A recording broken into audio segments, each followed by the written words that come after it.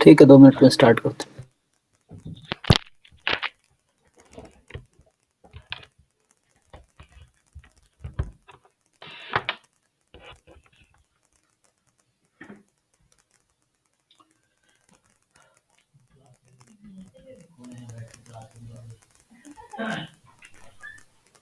MSID को देख लो। हैं? MSID क्या? हाँ, MSID देखता पीछे प्रिंटर रूम।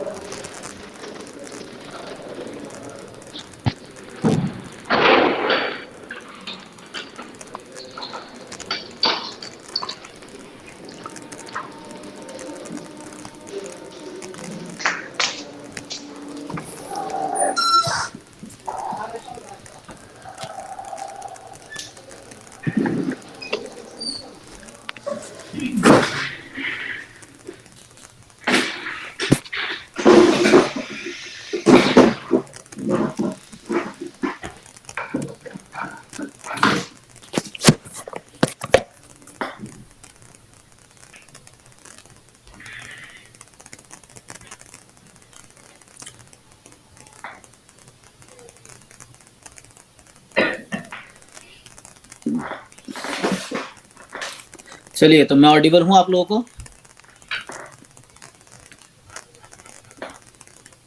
Yes sir. ठीक है, तो जिनके जो भी डाउट्स हैं ग्रुप में भेजो एंड देखते हैं, क्योंकि मैं अभी मेरी कुछ ना मुझे कुछ काम है तो मैं वहाँ गया नहीं स्टूडियो, तो वहीं से क्लास लूँगा।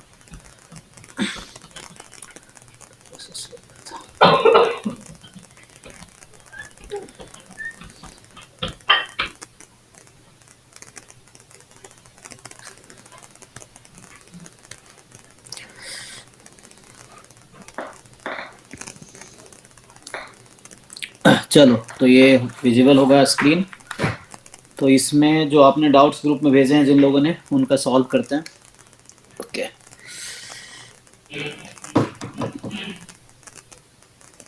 तो कहाँ से स्टार्ट करें? ऋषभ हैं?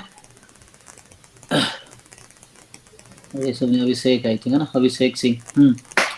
देखिए, जो आपने क्वेश्चन भेजे हैं 9th कुछ ऐसा है ना। ओके, तो ये जो आपका क्वेश्चन है ये कह रहा है कि random variable x has PDF fx, मतलब एक्सपोनेंशियल 1 है। तो x जो है वो एक्सपोनेंशियल 1 है, ठीक। And one observation is obtained on the random variable y is equal to x की power theta. Okay, and test h naught, तो h नॉट है जहाँ थीटा की वैल्यू 1 है, और h1 है जहाँ थीटा की वैल्यू 2 है। ओके, is to be क्या है? constructed, needs to be constructed. So find the uniformly most powerful test of level alpha. तो अल्फा आपको गिवन है 0.10, 10% है ना। And compute the type 2 error, compute the type 2 error probability, ठीक है। Okay, तो इसमें ट्राई करते हैं। तो हमें बोला गया कि x एक्सपोनेंशियल 1 है, y x की पावर थीटा है। सो पहली बात तो इसमें आपको टेस्ट क्या करना है? इसमें टेस्ट करना है, और आपको टेस्ट जो है ना इस पे है, one observation is obtained on the random variable y, ठीक है। y का PDF पहले निकालना पड़ेगा ना सर? जी, अगर आप वैसे करेंगे तो हम लोग क्या करते हैं, ठीक है, y का PDF निकाल सकते हैं इजीली, कोई दिक्कत नहीं होगा, बिकॉज ट्रांसफॉर्मेशन से। तो क्योंकि यहाँ पे एक्सपोनेंशियल है ना, x पॉजिटिव है, तो ये फंक्शन जो x की पावर थीटा है वो आपका, और थीटा भी यहाँ, थीटा के बारे में कुछ बोला है? कुछ नहीं बोला, तो कोई प्रॉब्लम नहीं है, वो मोनोटोनिक होगा। एक वो ले करते हैं, तो यहाँ से अगर आप निकालेंगे PDF क्या आएगा? y का PDF निकाल सकते हैं, fx of x into dx upon dy, इस तरीके से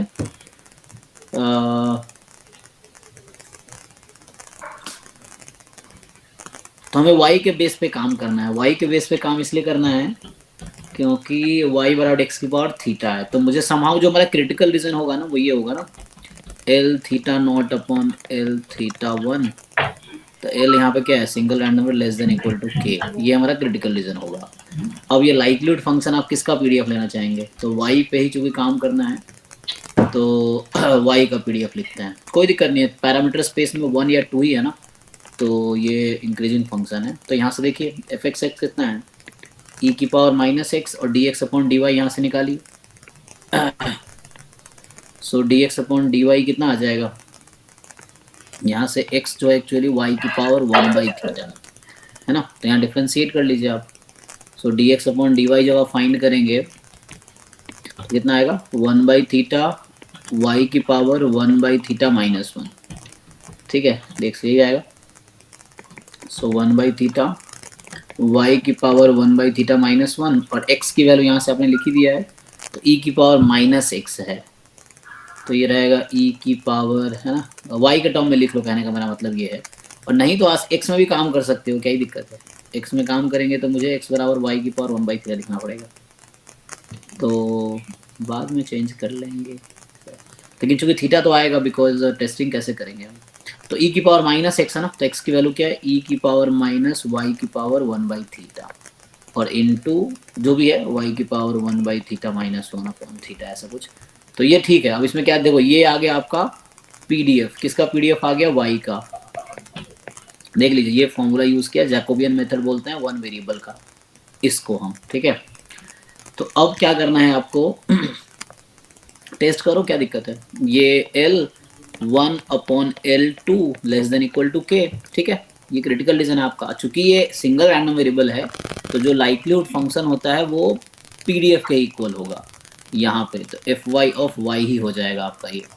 सो यहाँ से आ जाएगा आपके पास L1 लाइक्लीहुड फंक्शन है ना, सो यहाँ से आ जाएगा। सो पुट कर लो, एक बार थीटा को 1 रखो, एक बार आप 2 रखो, बताओ क्या मिलेगा, you put once.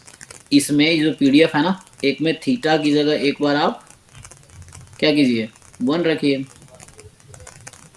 Y separate नहीं हो रहा सर यहाँ से। अच्छा सेपरेट नहीं हो रहा है, कोई बात नहीं, देखते हैं। तो सेपरेट जरूरत भी नहीं है, अगर मोनोटोनिक होने का आ गया तो और काम आसान हो जाएगा। देखिए तो जरूरत नहीं पड़ेगी, ई की पावर माइनस जब 1 रखेंगे ये रहेगा 1 रखने पे, और जब आप थीटा को 1 रख दिए तो क्या बन गया, y की पावर 0, खत्म। तो यही तो बच रहा है बस, देख लीजिए थीटा को 1 रखने पे ये क्या बनेगी, ठीक यही आएगा ना, थीटा, इसमें थीटा को 1 रखिए इसमें, ठीक है। अब 2 रखेंगे फिर, अब 2 रखिए, यस। सो e की पावर माइनस y की पावर 1/2, मतलब ये हो गया रूट y, यही ना, ये हो गया, और इनटू फिर y की पावर 1/2 माइनस 1, तो आ जाएगा 1 अपॉन थीटा को 2 रखना है रूट y, ठीक है। यहाँ तक ये लेस देन इक्वल टू आपका k है, कोई दिक्कत नहीं। एक बार चेक कर लीजिए, थीटा को 2 रखने पे जो डिनोमिनेटर है ये वाला चीज यही बनेगा, y की पावर 1/2 मतलब रूट 2, तो y की पावर माइनस 1/2 मतलब 1 upon root 2, sorry 1 upon root y, ठीक है। थीटा को 2 रख दिया मैंने। चलिए अब देखिए, सो यहाँ तक ये हमारा क्रिटिकल रीजन है एक्चुअली, ठीक है। सो इसको थोड़ा और सिंप्लीफाई करेंगे तो ई को ऊपर ले जा सकते हो आप, तो ई को ऊपर ले जाओगे तो ये बन जाएगा रूट वाई माइनस वाई, और ये जो 2 रूट वाई ऊपर गया तो 2 root Y less than equal to K, ठीक, ओके। तो यहाँ से अगर आपसे ये पूछा जाए कि ये जो फंक्शन है ये इंक्रीजिंग है कि डिक्रीजिंग है वाई के रिस्पेक्ट में, क्योंकि यहाँ पे देखो एक चीज़, एक्स का सपोर्ट था पॉजिटिव और वाई है एक्स की पावर थीटा, और थीटा खुद 1 या 2 होगा तो पॉजिटिव ही है। सो थीटा जब पॉजिटिव है आपका तो एक्स की पावर थीटा भी पॉजिटिव ही होगा, ओके। सो तो मतलब वाई जो है आपका पॉजिटिव ही होगा। तो मुझे ना ये फंक्शन चेक करो, इंक्रीजिंग है डिक्रीजिंग है क्या है, तो इसको आप ना एक बार चेक कर लो जस्ट, ये फंक्शन अगर इंक्रीजिंग या डिक्रीजिंग आ गया तो काम आसान हो जाएगा, ठीक है। देखो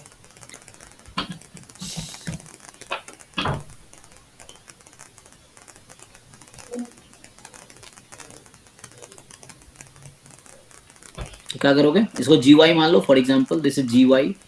अब आप ये चेक करो ये फंक्शन इंक्रीजिंग है कि डिक्रीजिंग है, उसके हिसाब से काम होगा। So what do you do? Let's say g of y is this. So 2 root y e की power root y minus y, ये ना, ये है। ये अगर रूट y में कॉमन लो तो 1 माइनस रूट y बनेगा, है ना। तो यहाँ से g डैश y निकालोगे, क्या आएगा? प्रोडक्ट रूल लगाओ। सो u इंटू वी कर देता हूँ, तो u का डेरिवेटिव रूट y गुना रूट y,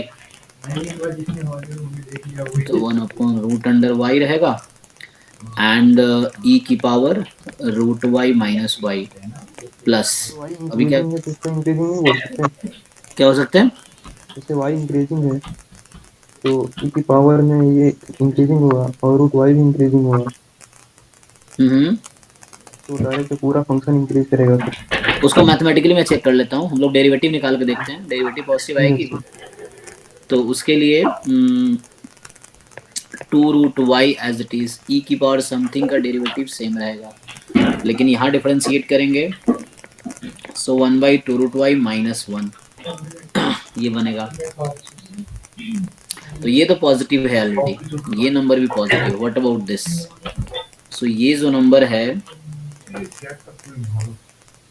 क्या होगा? यहाँ से आप e की power root Y minus Y common लेंगे, तो 1 बाई रूट वाई प्लस में 2 रूट वाई से मल्टीप्लाई कर दो इसको, 2 रूट वाई से इनसाइड मल्टीप्लाई करो, तो 2 रूट वाई से इनसाइड मल्टीप्लाई करोगे आप तो कट के 1, ठीक है ना, ये कॉमन निकाला मैंने बस, सो 1 हो जाएगा माइनस 2 रूट वाई। अब क्वेश्चन ये y क्या है? y तो पॉजिटिव है। सो अगर आपको पूछे अगर ये में 0, क्या ये हमेशा पॉजिटिव आएगा? बीच में माइनस था ना, तो हमेशा पॉजिटिव नहीं आएगा। चेक करो, क्या ये हमेशा आंसर y कुछ भी रखेंगे पॉजिटिव तो आंसर पॉजिटिव देगा? नहीं। उसके लिए दिखाना पड़ेगा कि this quantity is more then this, या अगर मैं इसको 0 पुट करूं तो क्या मिलेगा मुझे यहाँ से? अगर मैं 0 पुट में सॉल्व कर पाएंगे, तो अगर आप इंक्रीजिंग या डिक्रीजिंग दिखा पाओ तो बहुत आसान है। मान लो ये फंक्शन इंक्रीजिंग है तो क्रिटिकल रीजन आ जाएगा y less than equal to k, अगर ये फंक्शन इंक्रीजिंग हुआ तो। अगर फंक्शन डिक्रीजिंग है तो क्रिटिकल रीजन आ जाएगा दिस, मान लो ये k1 है तो इसको k2 k3 बोल दो, इस तरीके से कुछ बन जाएगा। नहीं तो फिर हमें और अप्रोच ट्राई करना है। तो ठीक है ना, तो लाइक्लीहुड फंक्शन जो इसका होगा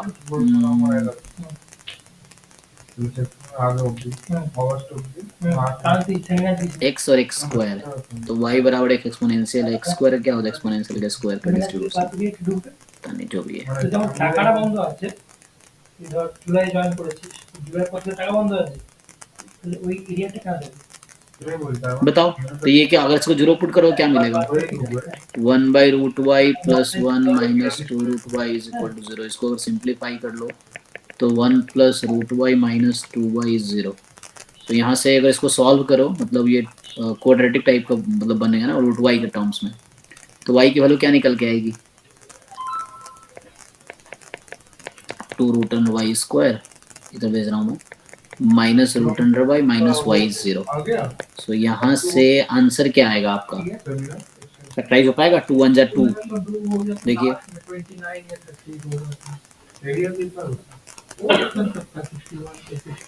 ठीक है ना, देखो 2 root under y square minus 2 root Y plus root Y minus 1 is 0। So यहाँ से 2 रूट वाई कॉमन लोगे तो बचेगा रूट वाई माइनस 1, 1 कॉमन लोगे रूट वाई माइनस 1 इज 0, तो यहाँ से आया रूट वाई माइनस 1 इज 0 और 2 रूट वाई प्लस 1 इज 0।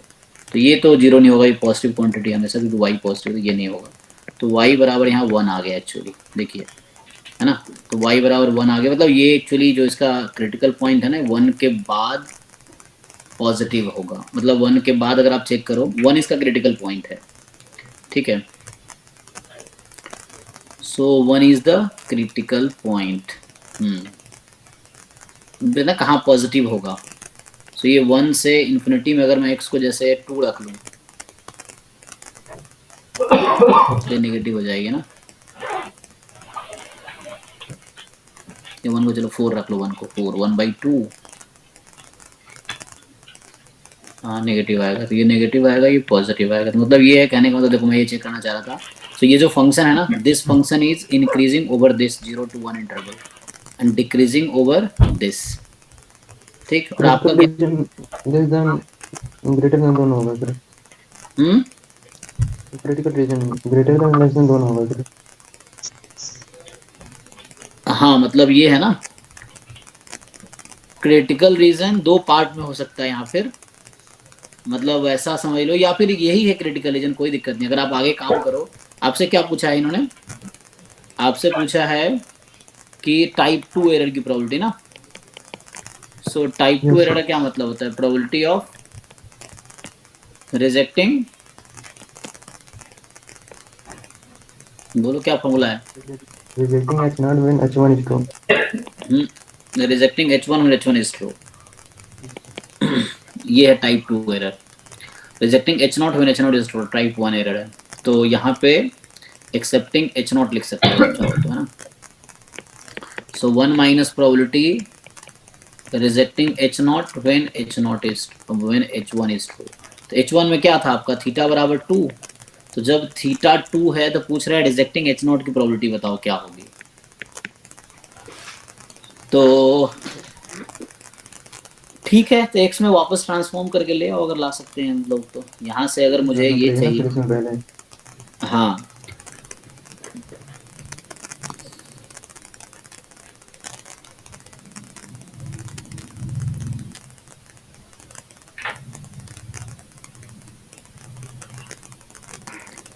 तो y अगर 0 से 1 में रहेगा तो क्रिटिकल रीजन ये है, y अगर 1 से इंफिनिटी है तो क्रिटिकल रीजन ये है।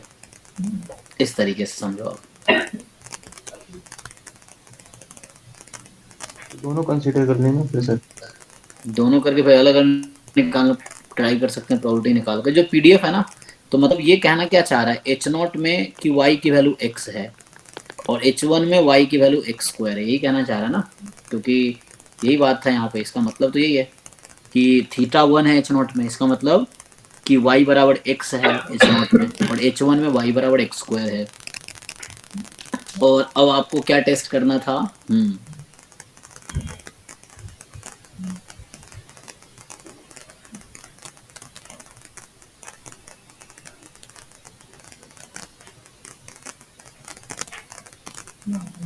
करना तो था PDF of x upon PDF of x²। ऐसे x² का पीडीएफ निकालते तो यही आता जो यहाँ से आया ना, डिनोमिनेटर जो लिखा है मैंने, आएगा तो वही। अगर आप x² का पीडीएफ निकाल, इसका पीडीएफ तो सेम ही रहेगा, जैसे e की पावर माइनस वाई आया, इसका पीडीएफ आप निकालोगे जो मैंने निकाल रखा है ना, e की power minus root y upon 2 root y, यही आएगा, ये तब आएगा, है ना। सो यहाँ पे मेनली x तो आपका 0 से इन्फिनिटी है तो y भी 0 से इन्फिनिटी रहेगा। तो इसको दो पार्ट में कर लो, कोई बात नहीं। तो इसमें क्या कर सकते हो आप, हम y को ब्रेक कर देते हैं, इसमें एक काम करते हैं, देखिए। सो हम लोग क्या करते हैं कि ये क्वांटिटी निकालनी, इसको बीटा बोलता हूँ, ये पावर है एक्चुअली, है ना, आप ये जानते हैं ये पावर है, इसको बोलते हैं power of test. 1 minus power of test जो होते हैं ना, वो आपका टाइप 2 एरर होता है। सो यहाँ से ये समझ आया, अगर मैं इस तरह से ट्राई करने की कोशिश करूँ, पावर जो है, जो मैं लिखा हुआ है प्रोबेबिलिटी ऑफ रिजेक्टिंग, थोड़ा कर देता हूँ फुल स्क्रीन। सो ये so rejecting H0 when theta is 2, theta is 2 का मतलब y बराबर x² हमें लेना है पीडीएफ उसका। तो इसमें क्या होगा, एक काम करते हैं कि जो रिजेक्शन रीजन होगा इसमें इंटरसेक्शन लगा देते हैं।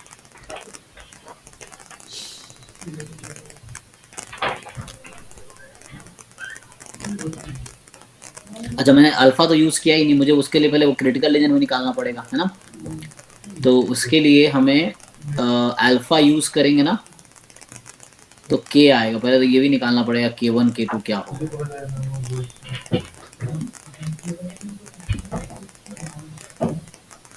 तो ये थोड़ा सा सब्जेक्टिव क्वेश्चन हो जाना चाहिए ऐसे। देखो अगर इसको यूज करूंगा मैं, तो हम लोग ऐसा सोच सकते हैं क्रिटिकल रीजन जैसे, है ना, कि जैसे मैं अभी तक सोच रहा हूँ कि रिजेक्टिंग H1 क्रिटिकल रीजन होगा, इसको बोलते हैं, या तो मैं टेस्ट फंक्शन लिखूं,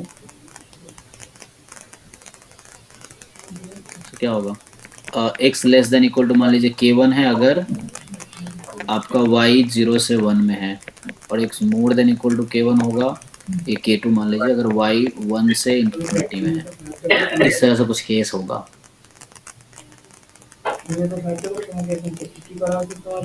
क्योंकि एक्सप्लिसिटली इसको खोलना मुश्किल, एक्सप्लिसिटली खोल तभी पाएंगे हम जब ये मोनोटोनिक होगा। मैंने कैलकुलेशन तो ठीक ही किया है ना, मिस्टेक तो है नहीं।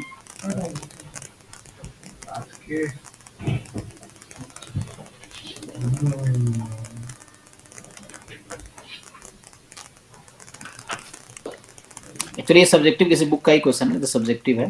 तो पूछ रहा है कंप्यूटर, हाँ कैसला बर्गर। अच्छा कैसेला बर्गर बुक का है, ओके। तो इसका सॉल्यूशन भी मार्केट में अवेलेबल है ऐसे, वहाँ देखा आपने?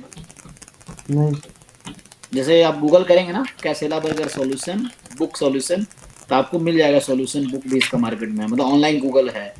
अब वहाँ देखिए सॉल्यूशन, या मैं भी चेक करता हूँ क्या है ऐसे। हालांकि कैसेला बर्गर में बहुत अच्छे अच्छे क्वेश्चन हैं, उसके एक साइज में बहुत अच्छे क्वेश्चन हैं। क्योंकि एमएससी लेवल की बुक, आप एमएससी कहीं भी करेंगे ना, तो एमएससी में इन्फ्रेंस कोर्स में कैसेला बर्गर ही पढ़ाएंगे वहाँ पे एमएससी में, तो वो एमएससी लेवल की बुक है हालांकि।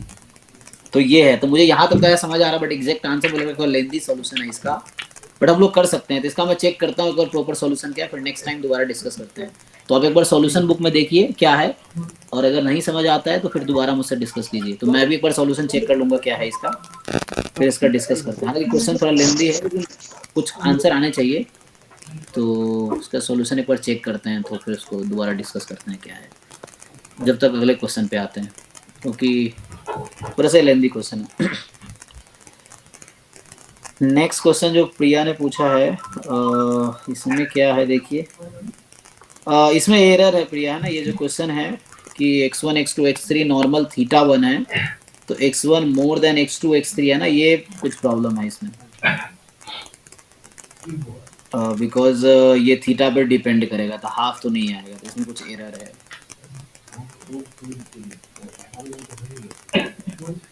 सर इसको अप्रोच कैसे करेंगे?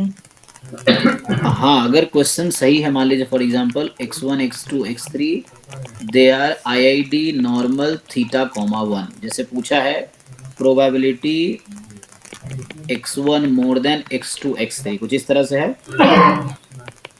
तो अगर ये सही क्वेश्चन होता तो fx at x1 fx at x2 and fx at x3, क्योंकि सबका डिस्ट्रीब्यूशन PDF लिख के फिर dx1 dx2 dx3 ये करना पड़ेगा। सो यहाँ पे फिर आप क्या करते हैं, dx1 dx2 dx3, फिर आप x1 की लिमिट लिखिए यहाँ पे, तो x2 इंटू x3 से इन्फिनिटी, ये माइनस इन्फिनिटी से प्लस इन्फिनिटी माइनस इन्फिनिटी, उसको इंटीग्रेट करना पड़ेगा। हालांकि ये क्वेश्चन एग्जैक्टली ये नहीं होगा, हो सकता है बीच में प्लस हो। अगर मान लीजिए बीच में प्लस होता है, कुछ वैसा होता है ना, जैसे अगर आइडेंटिकली डिस्ट्रीब्यूटेड हो जाता, जैसे एक थ्योरम यहाँ पे हाफ इन्होंने किस लॉजिक से लिखा है, जिसने बनाए हैं क्वेश्चन, वो ये सोचा है कि ये एक थ्योरम होता है कि एक्स वाई आर IID, मान लीजिए कोई भी कॉमन PDF इसका fx है, then probability x more than y या probability y more than x, ये जो होगा ये 1/2 होता है ना कॉन्टिन्यूअस है केस में। सो उस लॉजिक पे बनाने की कोशिश की है, बट प्रॉब्लम ये है कि इसका PDF और इसका PDF सेम नहीं है। अगर इसका PDF और इसका PDF सेम आता ना, तो आंसर डायरेक्टली हाफ हो जाता है इस थ्योरम से। ये है, तो कुछ इस तरह से उसने ट्राई किया है, बट ये हमेशा नहीं, किसी भी दो रैंडम वेरिएबल में नहीं होगा। जिसका डिस्ट्रीब्यूशन आइडेंटिकल है उस केस में ऐसा होगा, हाफ हाफ आ जाएगा। तो यहाँ अगर करना है तो इससे करना पड़ेगा, लेकिन ये लेंदी होगा यहाँ, तो थोड़ा सा मुझे लगा कुछ लिखने में एरर है। हाँ जी सयानी, इस क्वेश्चन में आपको क्या डाउट है? नेक्स्ट क्वेश्चन जो भेजा आपने। सर ये क्वेश्चन में मतलब ये, सर मैं जो आपने जो सफिशिएंसी से बोला था सर, वो नहीं हो रहा सर।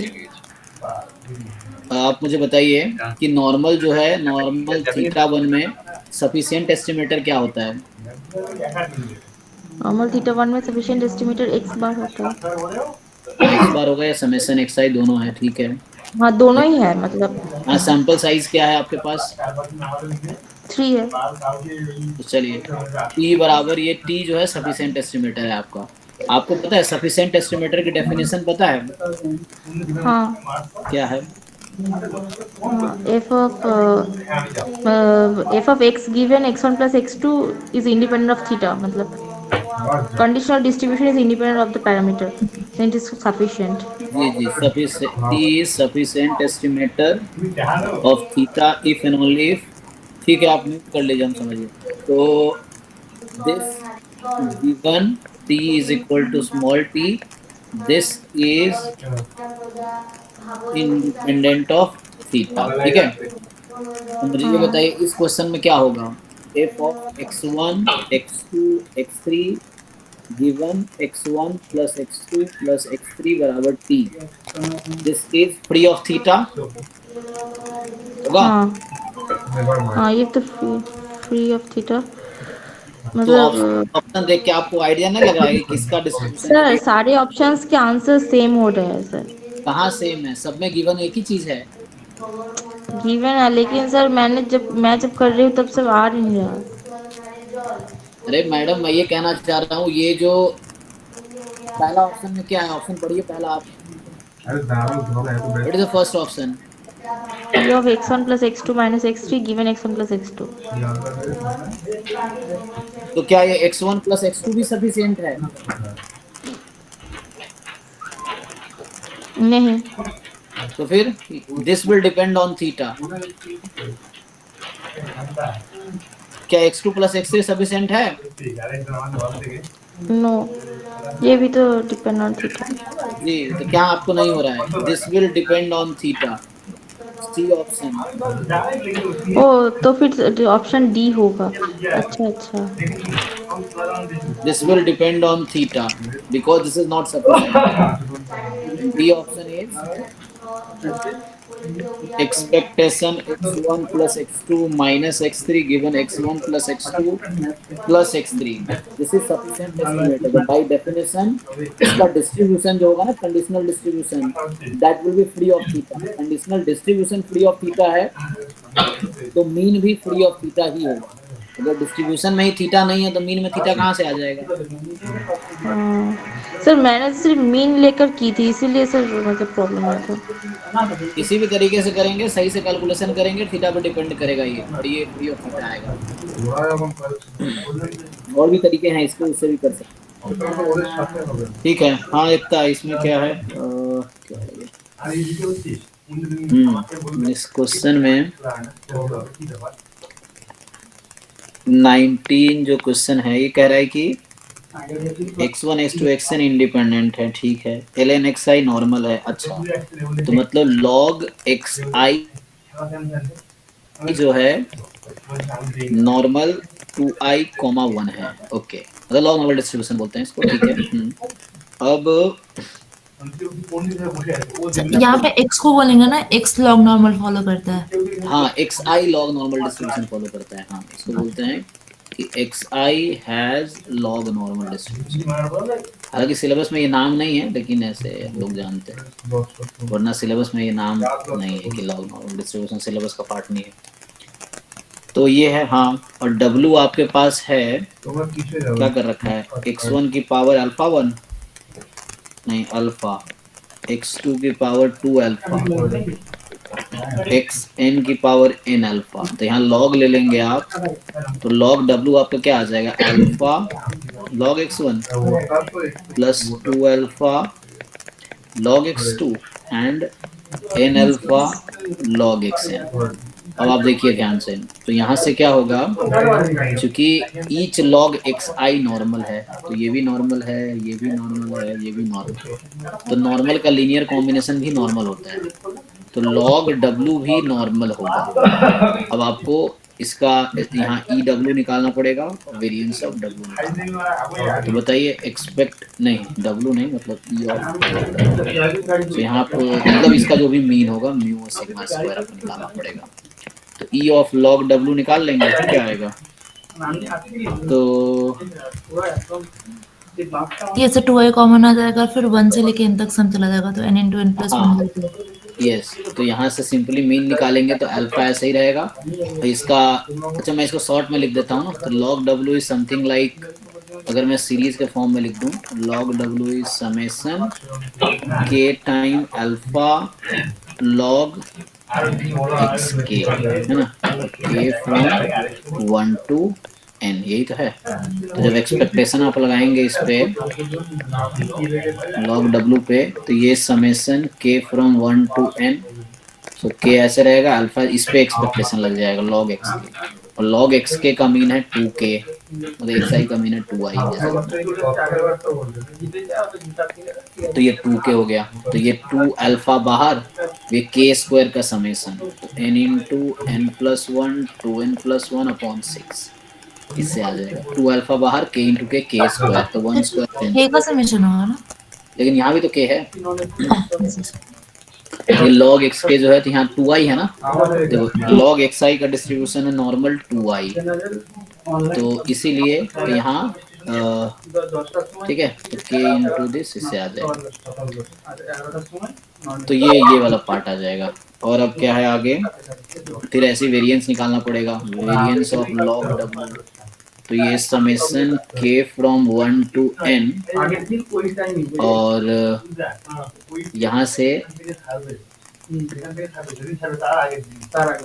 फिर से अब इस पे हम लोग वेरिएंस ऑपरेट कर रहे हैं, जो वेरिएंस ऑपरेट कर रहे हैं, तो चूंकि इंडिपेंडेंट तो है, तो इंडिपेंडेंट कोवेरिएंस टर्म नहीं आएगा, जब हम वेरिएंस लगा रहे हैं तो ये स्क्वायर बन के बाहर आएगा, summation k square alpha square, और variance of log xi, so log xi का जो वेरिएंस था 1 था, तो ये जस्ट 1 हो जाएगा, तो ये भी आ जाएगा alpha square time n into n plus 1 2n plus 1 upon 6, इस तरीके से कुछ आ गया।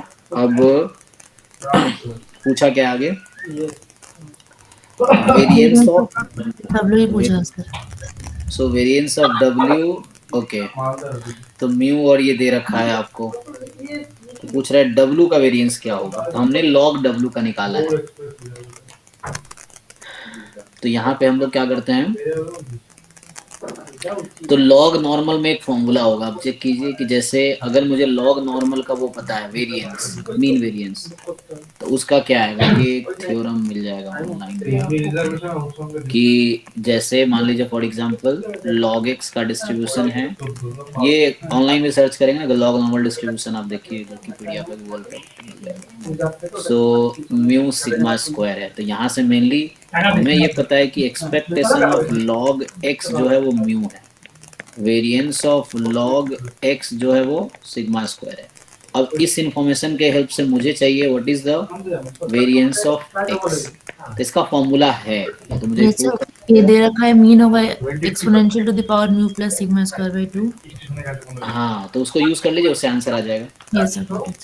हाँ, तो इससे इसको यूज करिए, थ्योरम है एक्चुअली, तो इससे आ जाएगा, बस यहाँ मैंने मीन निकाल दिया log w का, उससे आ जाएगा, चेक कर लीजिए। हाँ ठीक है। नेक्स्ट जो है तरुण, अच्छा तरुण ये 54 अभी हम लोग 9 to 11 में डिस्कस करेंगे, ये जो है ना विल्कॉक्सन जो है 9 to 11 में डिस्कस, तो मुझे एक बार देखना पड़ेगा ये क्वेश्चन अभी, तो वो 9 to 11 में इसको डिस्कस करेंगे। होगी आज क्लास होगी ना? नहीं आज तो नहीं है, कल होगी क्लास, कल 2021 का डाउट क्लास ही है। ओके जो भी ग्रुप में क्वेश्चंस आए वो सारे डिस्कस करेंगे कल 9 to 11 में। ठीक है सर। योगेश ने जो भेजे हैं, तो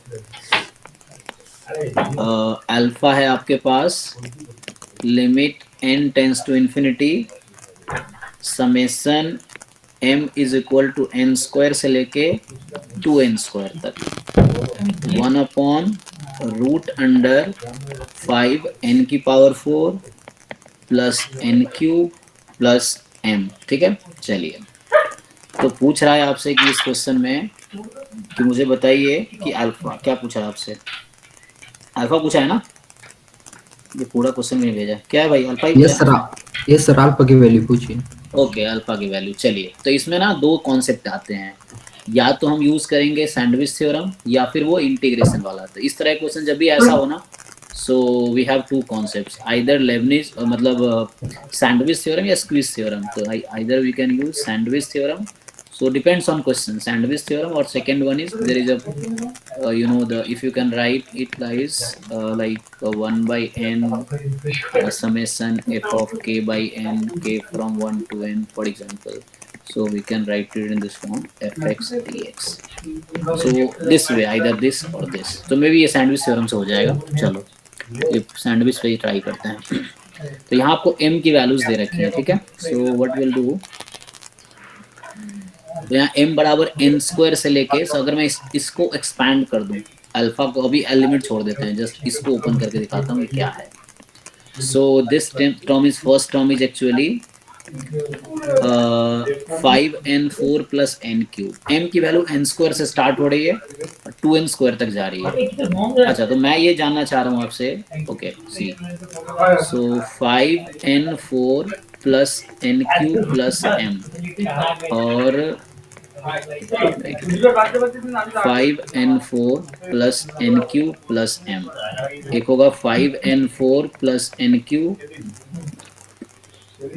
प्लस n स्क्वायर, है ना, और एक होगा 5n4 plus n cube plus 2n square. इसमें क्या इनइक्वालिटी लगेगी, this is more then this, right? Okay,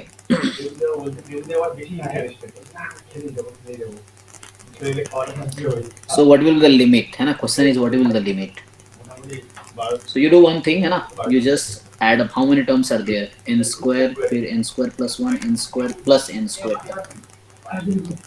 n square plus 1 terms, ठीक है ना। okay, see, so what I'm saying, if you write, so 1 upon root under, देखो, so if you write 1 upon root under 5 n4 plus n cube plus m, so this will be, अगर इस पे root भी लगा दो तो inequality पे कोई इफेक्ट नहीं पड़ेगा क्योंकि रूट एक्स इंक्रीजिंग फंक्शन है। सो बट रेसिप्रोकल लूंगा तो इट विल इफेक्ट।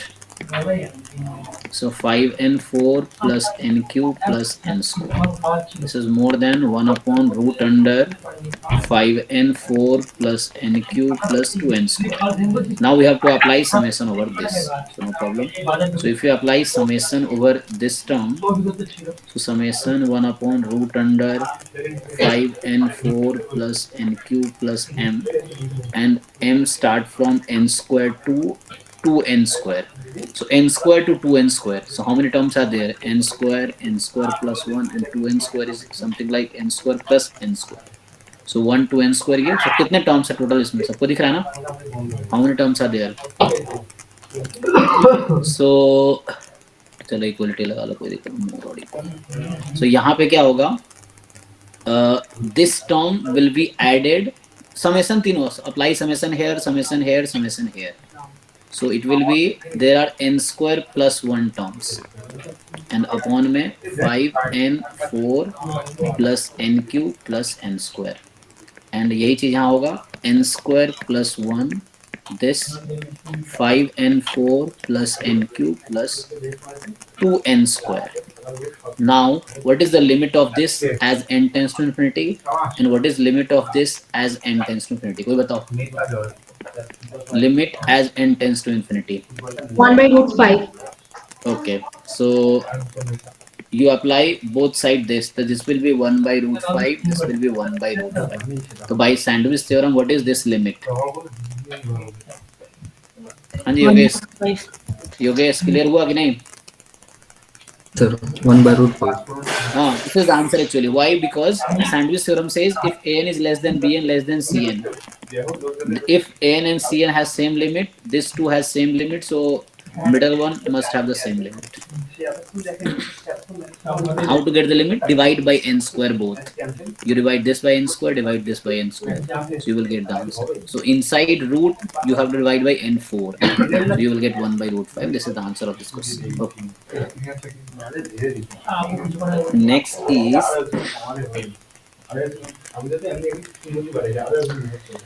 हाँ जी सयानी, कितनी बार बताना पड़ेगा ये क्वेश्चन डिस्कस किए थे क्लास में, क्या डाउट है इसमें? आपने जो टोटल प्रोबेबिलिटी थ्योरम लगाया था सर उससे सर मतलब कर नहीं पाए।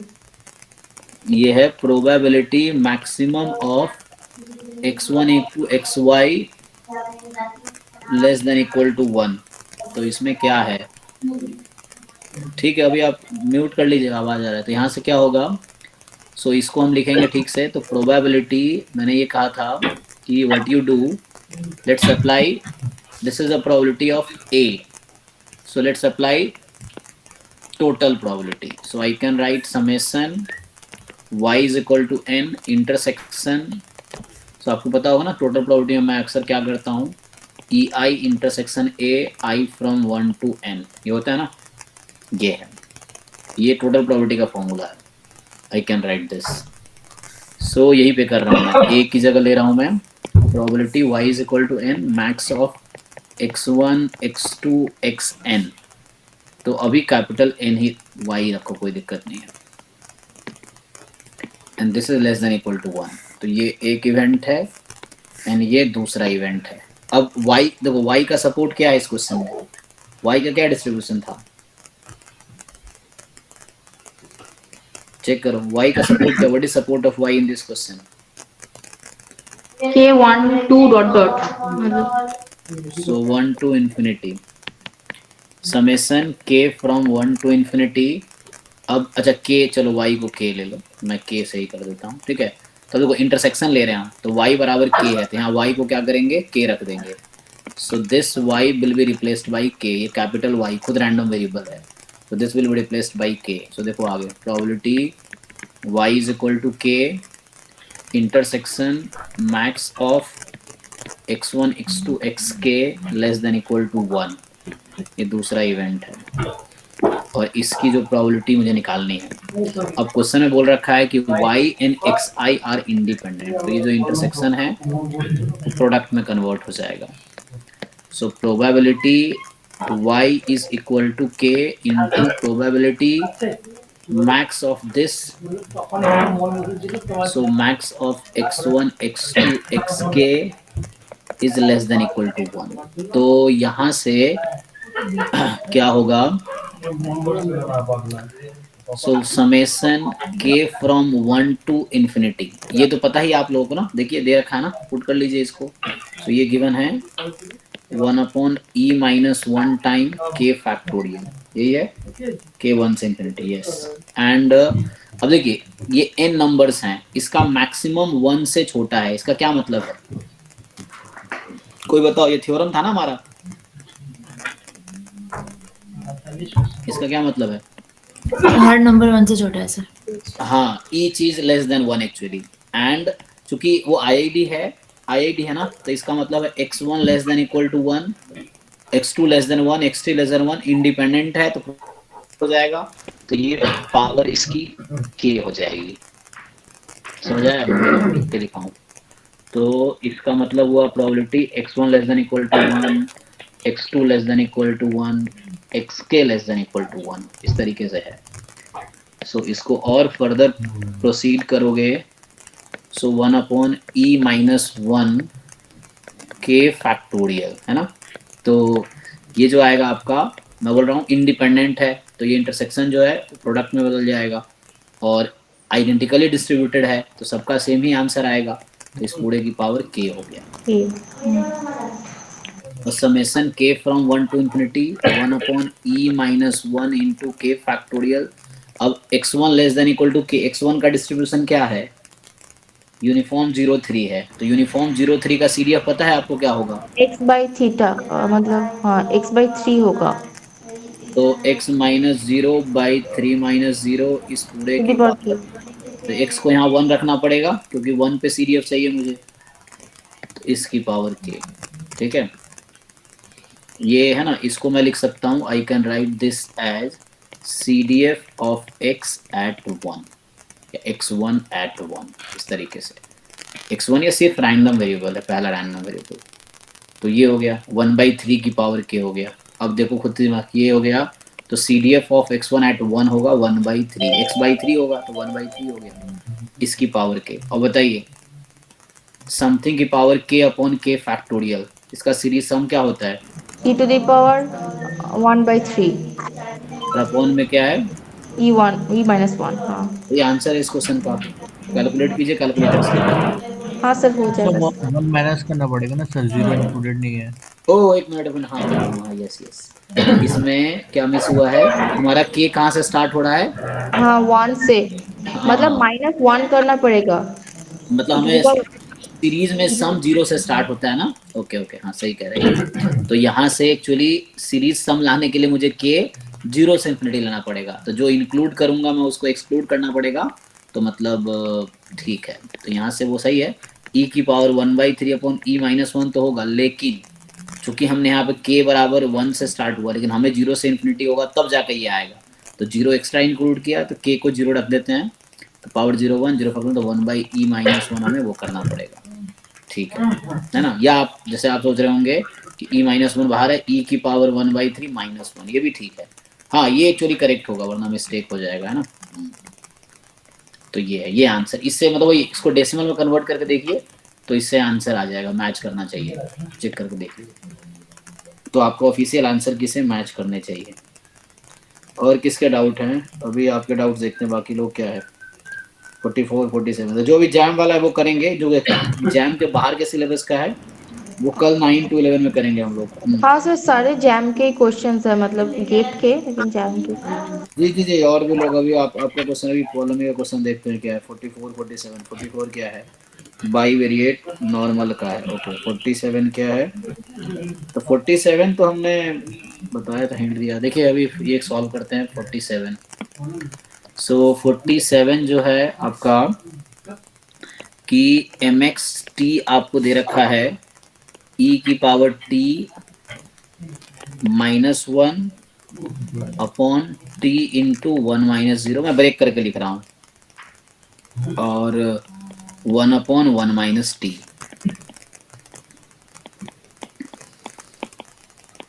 mx1t mx2t, तो यहाँ से x जो होगा x1 प्लस x2 है, and x1 and x2 are independent, ये जो है आपका इंडिपेंडेंट है।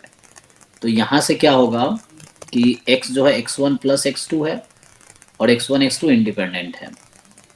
सो यहाँ से जब आप सॉल्व करेंगे तो x1 का डिस्ट्रीब्यूशन क्या है, देखिए। सो ये जो है this is the this and this thing is this, so what is distribution of x1, ये पहचानिए, यूनिफॉर्म 0 1। यूनिफॉर्म 0 1 है ना, एंड x2 इज एक्सपोनेंशियल 1, ठीक। चलिए अब आपसे इन्होंने पूछा है क्या प्रोबेबिलिटी है x मोर देन 1 होगा, तो मतलब क्या प्रोबेबिलिटी है x1 plus x2 more than 1 होगा। तो एक आप काम कीजिए, इसको कॉम्प्लीमेंट ले लीजिए। सो क्या प्रोबेबिलिटी है x1 plus x2 less than equal to 1 होगा, ग्राफ बनाइए। तो इसका सपोर्ट है 0 to 1, जो x1 ये x1 एक्सिस, ये x2 एक्सिस, x1 का सपोर्ट है 0 से 1, ठीक, एंड x2 का सपोर्ट है 0 से इंफिनिटी। तो ये जो है ना आपका ये सपोर्ट है, this is your support of the joint distribution, और इंडिपेंडेंट है तो product of marginal PDF is the product PDF of joint. तो ये सपोर्ट है आपका, इसमें आप ग्राफ बनाइए, x plus y less than 1, ये 1 है, तो ये 1 है, तो ये इस रीजन पे आपको इंटीग्रेशन करना है। ये ग्राफ क्या है, x1 plus x2 equal to 1 का, तो ये जो ब्लैक रीजन सेव कर रहा हूँ ये x1 plus x2 less than 1 है, तो यहाँ से आ गया 1 minus double integration joint PDF of x1 x2, तो x1 का पीडीएफ तो 1 ही है, और x2 का पीडीएफ e की पावर माइनस x2 d, अब देख लीजिए क्या लिखना पहले, dx2 dx1 या dx1 dx2, आपकी मर्जी है ना। सो अगर मैं dx1 dx2 कर दूं तो क्या होगा, x1 जब आप लिखेंगे तो x1 का सपोर्ट ये रहेगा, x1 बराबर 0 से लेके 1 माइनस x2, 0 से लेके 1 माइनस x2, और x2 की लिमिट कहाँ से कहाँ तक जा रही है, तो ये 0 से लेके 1 तक। देखिए इंटीग्रेट करके आंसर मैच कर रहा है कि नहीं, देखिए आप, तो यहाँ इंटीग्रेशन करना है जस्ट। तो e की पावर माइनस x2 को आप बाहर कर सकते हैं क्योंकि x1 के रेस्पेक्ट में पहले इंटीग्रेट करना है, तो ये आ जाएगा 1 माइनस x2 इंटू ई की पावर माइनस x2 dx2 0 से 1। अब कीजिए, आप बाई पार्ट लगाना पड़ेगा, इतना किया था आपने, या आप करके देखो मैच कर रहा है कि नहीं कर रहा, आंसर आ जाना चाहिए, अब हो जाएगा, करके देखो, नहीं तो नेक्स्ट क्लास फिर पूछो आप, ठीक है सर, है ना। तो इसको इंटीग्रेट कीजिए और देखिए आंसर मैच करना चाहिए, नहीं करे तो कल फिर पूछिए 9 to 11 में।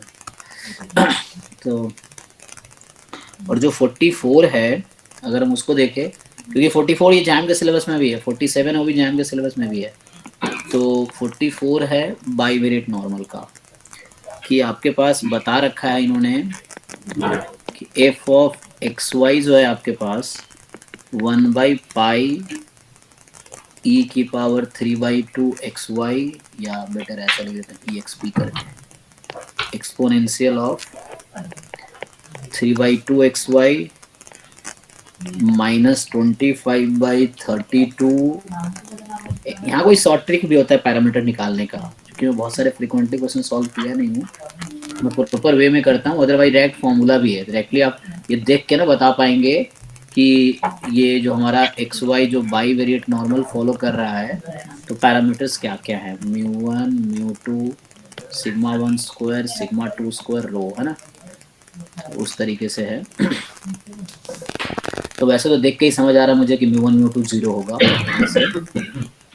और चलिए, तो आप सब लोग ऑलरेडी जानते होंगे कि बाई वेरिएट नॉर्मल का जॉइंट पीडीएफ क्या होता है, याद है 1/2 पाई क्या होता है, sigma 1 sigma 2 root over 1 minus rho square 1 minus rho square, फिर e to the power minus half 1 minus rho square into x y लिख क्यू देता हूँ। एक्स। हाँ अब यहाँ पे क्यू एक्स वाई, जहाँ पे जो क्यू एक्स वाई मैंने लिखा है ये क्या होता है, हाँ बोलिए, x minus μ1 x minus mu 1 by sigma 1 whole square minus 2 रो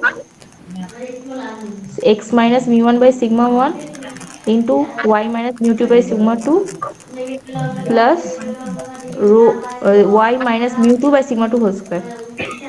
जैसे कंपेयर कीजिए जी, तो आपको क्या करना है कि ये जो पीडीएफ है इसको इसके साथ कंपेयर करना है और इससे पैरामीटर डिसाइड करना है कि पैरामीटर क्या आएगा। देखिए कंपेयर कीजिए इसको आप, तो अगर आप कंपेयर करेंगे तो क्या पाएंगे, देखिए तो सीधे एक काम कर, देखो सिंपली आप ये देखो कि एक्स स्क्वायर के साथ यहाँ पे क्या नंबर, अच्छा मैं ये पुट कर देता अगर यहाँ पे क्यू एक्स वाई तो क्या होता है ना, तो बेटर है कि मैं अगर इसको यहीं पे लिखता, समझ रहे ना, ये क्यू एक्स वाई के प्लेस पे ये पूरा लिखना था। तो मैं ये पूछना चाह रहा हूँ कि इस टर्म में ई की पावर में एक्स स्क्वायर का कोएफिशिएंट क्या होगा, आप इस वाले टर्म में आप मुझे ठीक से बताइए देख के कि एक्स स्क्वायर का कोएफिशिएंट क्या आएगा, क्या ये आएगा -1/2 1 माइनस रो स्क्वायर, चूंकि वो बाहर पहले से है, और इनटू में 1 बाई सिग्मा 1 स्क्वायर, ये होगा एक्स का कोएफिशिएंट, यहाँ पे एक्स स्क्वायर का कोएफिशिएंट मैं पूछ रहा हूँ, ये आएगा ना, ये क्यू एक्स पुट करने के बाद एक्स स्क्वायर कोएफिशिएंट यहाँ पे यही आएगा, और इसमें क्या है एक्स स्क्वायर कोएफिशिएंट आपके पास -25/32, तो एक रिलेशन यहाँ से आ गया ना। वैसे ही वाई स्क्वायर का कोएफिशिएंट क्या मिलेगा, -1/2 1 minus rho square 1 by, actually लोग ध्यान नहीं दे रहे हैं, आप लोग ठीक से देखिए क्या होगा, मैं पूछ रहा हूँ इसको खोलेंगे आप तो यहाँ एक्स स्क्वायर के साथ क्या आएगा 1 बाई सिग्मा 1, और बाहर ये नंबर भी तो है पहले से, जब पूरे टर्म लिख देंगे आप क्यू एक्स, यहाँ अगर लिख दूँ मैं इस पूरे को, तो आपको मैं पूछ रहा हूँ कि ई की पावर में एक्स स्क्वायर का कोएफिशिएंट क्या रहेगा, ये रहेगा ना, और ऐसे ही वाई स्क्वायर का कोएफिशिएंट क्या है, सो वाई स्क्वायर का -2 है। अब इन दोनों को अगर आप ठीक से, अच्छा और भी इक्वेशन देखो, यहाँ एक और इक्वेशन देख लो, एक और इक्वेशन अगर आप देखोगे यहाँ पे देखो x का कोई कोएफिशिएंट इसमें आएगा, x का कोएफिशिएंट, बट यहाँ x का कोई कोएफिशिएंट नहीं है, इसका मतलब ये है कि यहाँ पे μ1 0 है और μ2 0 है, कंपेयर करना है। तो इस वाले टर्म में अगर आप यहाँ देखेंगे कंपेयर करेंगे तो x का कोएफिशिएंट क्यों नहीं है, क्योंकि μ1 μ2 0 है, ये तो पहले से पता है।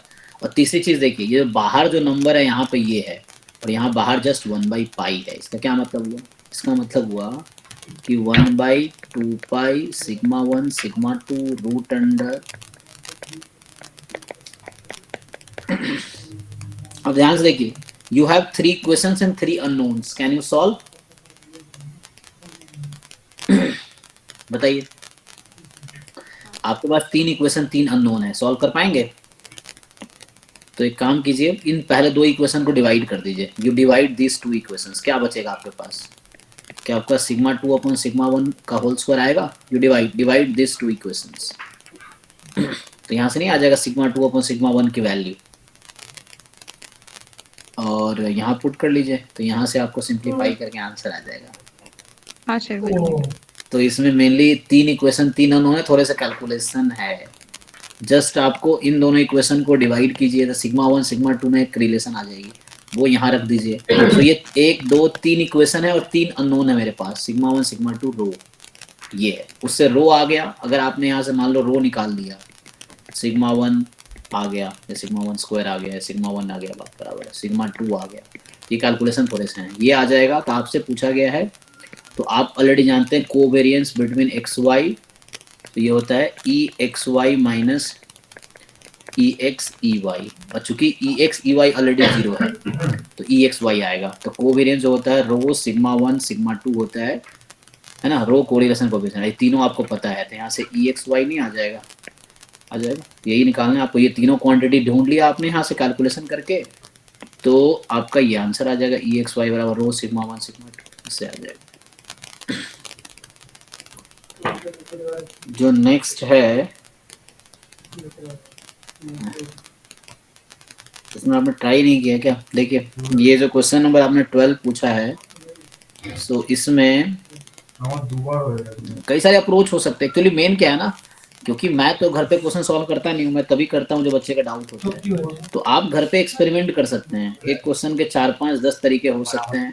अब क्या बेस्ट तरीका है ये आपको सॉल्व करने के बाद दिखेगा कि कौन सा तरीका सबसे अच्छा है, तो सबसे कम टाइम में और आंसर निकाला जाता है। ये मैट्रिक्स तो इसका सर मतलब नलिटी निकालने के लिए रैंक, सर रैंक निकालना पड़ेगा, लेकिन सर ए स्क्वायर मतलब मैं इसको मतलब कैसे, मतलब ए स्क्वायर प्लस ए, मतलब इसको क्वाड्रेटिक फॉर्म में कन्वर्ट कर नहीं पाती, मतलब ये करने से इजी हो सकता है। आप सीधा सीधा मैट्रिक्स निकालिए, 5a 5a square 5a cube, एक तो स्टेट ये निकालने में बहुत टाइम लग जाएगा, मतलब बहुत टाइम लग जाएगा। मैट्रिक्स मल्टीप्लिकेशन सीखिए आप, सो ए और टाइम लगेगा तो लगाना पड़ेगा ना, 3 घंटा एग्जाम में, इसलिए तो है। तो 2 मार्क्स के लिए इतने मतलब इतना टाइम। तो आप 2 मार्क्स के लिए आपको एग्जाम में 30 नंबर ही लाने हैं अच्छे रैंक के लिए, गेट में स्पेशली क्वालिफाई करने के लिए 25 नंबर ही लाना है। तो 2 2 करके आप 15 क्वेश्चन कर लीजिए, आपके अच्छे रैंक आ जाएंगे। तो 0 0 1 1 0 0 0 1 0, इसको मल्टीप्लाई कीजिए। मैं दूसरा अप्रोच बताता हूँ, एक तो स्ट्रेट फॉरवर्ड अप्रोच ये है जो थोड़ा लेंदी हो सकता है। तो मल्टीप्लिकेशन मुश्किल तो है नहीं, क्योंकि सारे एंट्री 0 ही दिख रहा है मुझे यहाँ पे, 0 1 0, इसका करेंगे आप तो आएगा 0 0 1, और यहाँ सॉल्व करेंगे। ये अप्रोच सर मुझे भी पता है सर, आप दूसरे अप्रोच से देख रहे हो। तो आप इससे सॉल्व किए क्यों नहीं? सर ये बहुत लेंदी था इसलिए नहीं किया। हाँ तो अब करके ट्राई कीजिए, देखिए आंसर आ रहा नहीं आ रहा, नहीं आएगा तो अगली क्लास में पूछना आप। सर नहीं, मतलब शॉर्टकट पे ठीक होता है तो बताइए। शॉर्टकट से लाइफ में सक्सेस नहीं मिलेगा, ठीक है। चलो देखते हैं ट्राई करके। तो इसको कैलकुलेट करो एंड इजीली एक मैट्रिक्स आ जाएगा आपके पास। तो एक तरीका ये है, यू जस्ट फाइंड, तो उससे ना सिंपली आपके पास एक मैट्रिक्स आ जाएगी, कहीं ना कहीं प्रोजेक्शन टाइप का कुछ है, देखते हैं। तो ये एक 3 क्रॉस 3 की मैट्रिक्स आ जाएगी, आप इसका रैंक निकालो, और रैंक आ गया तो 3 माइनस रैंक बराबर नलिटी। तो नलिटी मतलब 3 माइनस रैंक। सर आपने एक गलती की है sir, i into a, i into a होता है। हाँ, आई इंटू ए क्या होता है? हाँ ए होता है, हाँ ए ये आई मतलब 1 है, ठीक है ना, ये सब बेसिक मैट्रिक्स चेक कर लो। तो ये से करके देखो। दूसरा अप्रोच ये है कि आइगन वैल्यू से ट्राई करो, तो उसके लिए है कि ए की आइगन वैल्यू निकालिए आप, आइगन वैल्यू क्या क्या है उसके हिसाब से सोचते हैं ये चीज। तो you find the eigenvalue of A and then you tell, इसके आइगन वैल्यू निकालो। तो आइगन वैल्यू निकालने से रैंक कैसे निकालूंगी? मैं वो भी सोच रही थी, लेकिन वो कुछ खास नहीं किया।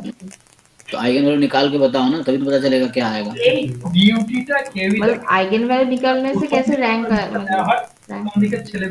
आइगन वैल्यू से डिटरमिनेंट आता है, डिटरमिनेंट नॉन जीरो होगा तो रैंक क्या होगा? रैंक नॉन जीरो होगा तो रैंक फुल रैंक होगा, तो 3 होगा जी। तो ट्राई करो तो समझ आएगा क्या होगा। सब होगा करना है खाली, रैंक निकालो, मेहनत करो ना, क्यों सब कुछ आपको उसमें चाहिए। डिटरमिनेंट निकालो, रैंक निकालो, ये सब थोड़ी मेहनत करोगे तो सीखोगे, ऐसे आज में थोड़ी सीखोगे। आता सब कुछ है, फिर आता एग्जाम में मार्क्स नहीं है, क्यों नहीं होता ऐसा? घर पे सब आ रहा है, एग्जाम में मार्क्स ही नहीं आ रहा है, क्योंकि घर पे मेहनत नहीं कर रहे हैं ना। कैलकुलेशन कीजिए और देखिए क्या आता है। Do this calculation, do eigenvalue, then check. Sir ये तो मैट्रिक्स बन रही है, इसकी सारी एंट्री 1 1 1 1 है। हाँ, ये मुझे लग रहा है सारी 1 1 1 बनेगी ना। तो ये सब बन रही है। कौन सी मैट्रिक्स? सर मैंने पहले बिना मैं ए को अंदर मल्टीप्लाई किया है, ए स्क्वायर प्लस ए प्लस आइडेंटिटी किया तो 1 1 1 आ रही है, फिर उसको ए से मल्टीप्लाई किया फिर भी 1 1 1 ही आ रही है। हाँ, तो ये 1 1 1 वाली ये मैट्रिक्स मतलब 1 1 1 वाली आ गई, ठीक है। यस सर, तो उसको ए से मल्टीप्लाई करने पे भी वही आ अच्छा, ए से मल्टीप्लाई करने के बाद ये है, ठीक है, 5 बाहर है। तो ये जो मैट्रिक्स है एक्चुअली इसमें नलिटी पूछा है, तो इसका जो रैंक है ना, एक्चुअली रैंक इसका 1 है ना। हाँ, इसका रैंक 1 होगा। तो इसका Nullity 2 रैंक 1 है, नलिटी 2 हो गया, हुआ ना। तो मल्टीप्लाई करना इतना मुश्किल काम थोड़ी है। नहीं सर, मतलब मैं सोच रहा था कि इसका कोई शॉर्टकट ट्रिक्स होगा, तो इसलिए मैं आपको पूछ रही थी। हाँ ठीक है, लेकिन लॉन्ग कट से पहले आंसर निकाल लिया करो ऐसे। जो भी है उससे कैलकुलेशन करके देखो। अब ये थोड़ी है 3 घंटे के पेपर है तो आपको सारे क्वेश्चन 4 सेकंड में सॉल्व होंगे, कुछ क्वेश्चन में मिनट्स भी लगेंगे। ट्राई करोगे तभी आएगा, ऐसे कुछ नहीं होगा बाबा। तो नेक्स्ट क्वेश्चन जो है सर मेरे और एक क्वेश्चन है सर, वो होगा तो मजा। सर प्लीज अब मेरा देख लीजिए, बहुत देर से नहीं आया। अच्छा, 1 मिनट, ये क्या है आपका, ये नेक्स्ट क्वेश्चन जो है ये ना, ठीक है, एक एक क्वेश्चन सबका भी सॉल्व करते हैं, वरना फिर 1% का ही सॉल्व होता रहेगा। तो यहाँ से क्या है आपके पास, ये है x1 स्क्वायर, ये वाला क्वेश्चन है ना, देखिए। तो ये yn है दिस, और x1 x2 xn भी IID है, और पॉइजन 1 है। तो xi पॉइजन 1 है आपका। तो आपसे पूछ रहा है कि, ठीक है ना, तो ये जो x1 x2 xn है दे आर IID पॉइसन 1। तो आपसे यहाँ पूछ रहा है क्या प्रोबेबिलिटी है। पहले यहाँ से मुझे निकालिए yn का मीन बताइए क्या आएगा। इससे पहले ये बताओ, अगर x1 जो है पॉइजन 1 है,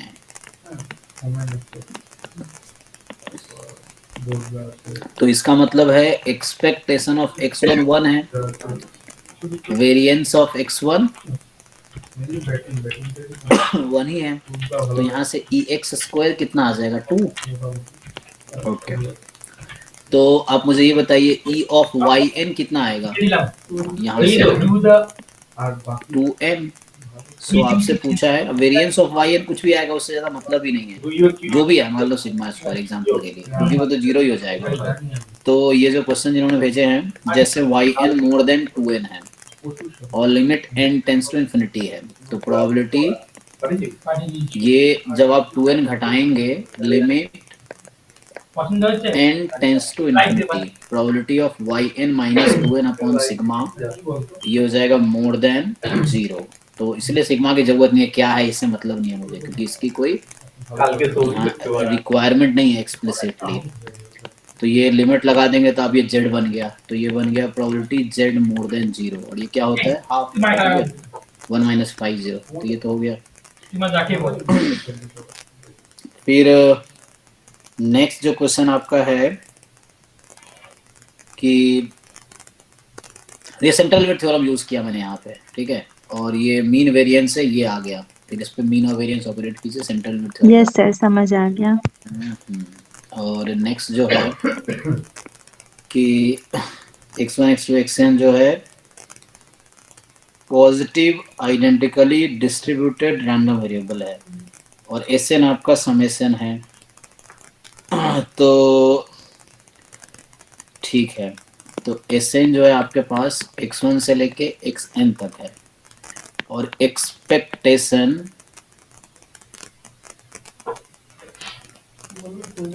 2 टाइम S100 समेशन Sk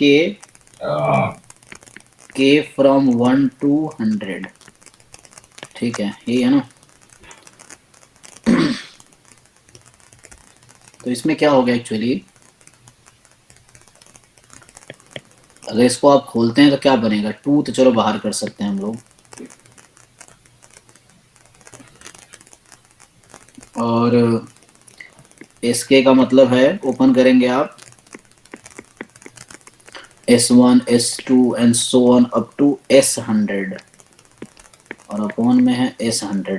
लेकिन आपको क्या करना था, मीन निकालना था, किसका, इसका।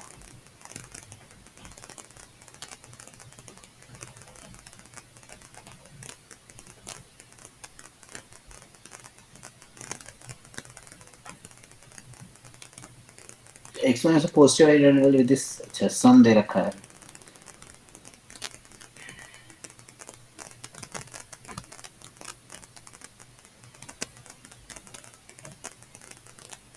सर इसे अगर ब्रेक कर लें x1 के टर्म्स में। यस सर, बिकॉज IID है तो ऐसे करके किया था हमने। अच्छा हो जाएगा फिर। अच्छा, ब्रेक कर लेंगे तो मतलब क्या करूं मैं, इसको लिखूं इसे SN 2 बाहर ही रहने दें और expectation of S1/100 plus S2/100 ऐसे ऐसे करके। अच्छा ओके। तो यहाँ पे कुछ ऐसा हो जाएगा, 2 बाहर है, एक्सपेक्टेशन, तो मैं S1 पुट करूंगा, S1 तो जस्ट X1 ही हो जाएगा। यस अच्छा, सर। तो आप लोग क्या करें, इसको मैं अलग अलग क्या करूं, सेपरेट कर दूं? सेपरेट सर तभी मैं होगा जब इंडिपेंडेंट होगा, मतलब न्यूमरेटर डिनोमिनेटर तभी सेपरेट हो सकता है जब वो इंडिपेंडेंट होता है, लेकिन यहाँ पर इंडिपेंडेंट नहीं बोला है। देखो ये क्या सर बनेगा, हाँ S2 को हाँ जब ब्रेक करेंगे तो X1 प्लस X2 हो गया। जी, ये कुछ ऐसा बन जाएगा, ये पूरा ओवरऑल बनेगा X1 plus 2X2 plus 3X3 and so on, ठीक है ना। S2 में X1 प्लस X2 है, यहाँ X1 है यस S3 सर। में, तो इस तरह से 100 हाँ समझ आ गया मुझे भी। इसमें एक्चुअली X1 से लेके X100 तक है, ठीक है। अब देखिए क्या होगा एक्चुअली, इस कॉन्सेप्ट पहले भी क्वेश्चन आया है, तो यहाँ पे हम लोग ये जानते हैं कि X1 से लेके X100 अपॉन X1 से लेके X100, इसकी वैल्यू कितनी है 1, और अगर मैं इस पे एक्सपेक्टेशन लगा दूं तब भी 1 ही रहेगी, ठीक है जी। और चूंकि ये IID है तो इससे फायदा ये हुआ कि X1 अपॉन X1 से लेके X100 तक, इसकी वैल्यू कितनी आ जाएगी, कोई बताइए जिनको समझ आ रहा 1/100 हो वन जाएगा। By hundred. है। ये 1/100 हो गया, बहुत हो गया तो काम। यहाँ पर इंडिपेंडेंट दिया नहीं होगा। नहीं जरूरत नहीं है। सर एक डाउट था सर, हाँ जैसे कि S100 को अगर S99 को ओपन करते हैं तो X1 से लेके X99 तक समझाएगा, राइट, और S100 को ओपन करते हैं तो X1 से X100 तक जाएगा, तो X100 बस एक ही बार आ रही है ना, तो 100 इंटू कैसे तो होगा? मैंने उल्टा लिखा है एक्चुअली, मतलब उल्टा लिखा है यस जैसे सर। कोएफिशिएंट मैंने ना उल्टा लिखा है, मतलब जो 100 का है वो 1 का होगा, यस जो सर। 1 का है वो 100 का होगा। मैंने यहाँ गलती थोड़ा किया है, मतलब वो फीलिंग सेम थी बट वो एक्सप्रेस नहीं कर पाए, ऐसा है। तो यहाँ पे 100 X1 से स्टार्ट होगा, 99 X2 होगा, और X100 एक बार आएगा, और मैंने X1 एक बार लिखा था, वो चीज़ है वही चीज, बस वो लिखने में कोएफिशिएंट इधर उधर हो गया था। मतलब X1 इस ओपन करेंगे जब आप इसको, तो X1 100 बार आएगा, हर टर्म में X1 है, X2 S2 से S100 तक में है एंड सो ऑन, तो X100 एक बार ही है, ठीक है। अब सर इसको इसे डायरेक्टली हम X1 सारे IID हैं तो X1 X2 सबको X1 लिख सकते हैं ना, और कॉमन ले सकते हैं। नहीं वैसा नहीं करते, रैंडम वेरिएबल इक्वल नहीं है, आइडेंटिकली डिस्ट्रीब्यूटेड। इससे फायदा ये है, देखिए X1 इक्वल नहीं है X2 के, बट आप ऐसा कह सकते हैं EX1 इक्वल है EX2, ये समझना है आपको। रैंडम वेरिएबल डिफरेंट है लेकिन उनका डिस्ट्रीब्यूशन इक्वल है, तो डिस्ट्रीब्यूशन इक्वल है इसीलिए उसका मीन इक्वल रहेगा। Okay sir. हाँ, और इसी वजह से मैं लिखा ना X1 अपॉन दिस, आप X2 अपॉन दिस करेंगे सेम आंसर रहेगा, X3 अपॉन दिस का same answer, X4 upon this का सेम आंसर है, क्योंकि Xi आइडेंटिकली डिस्ट्रीब्यूटेड है, तो इक्वल नहीं है लेकिन मीन इक्वल है उन सबका। तो अब इसको हम सेपरेट कर देंगे, तो जब सेपरेट करेंगे तो देखिए क्या बनेगा। सर आ गया आंसर। हो गया ना, हाँ अब हो जाएगा। Yes sir, thank you. Yes, तो बाकी लोगों के लिए बता देता हूँ, ये बस बनेगा 100 टाइम X1 अपॉन दिस, जो कि 1/100 है, फिर अगला आएगा 99 अपॉन 99 इंटू 1/100, ऐसे चलता रहेगा, एंड सो लास्ट में 1 इंटू 1/100। जब ई को टर्म इसको एक साथ रखेंगे, x1 अपॉन दिस, फिर x2 upon this, x100 upon this, ऐसे कर करके होल देंगे तो आ जाएगा। तो इससे आप करने कैलकुलेशन तो आ जाएगा।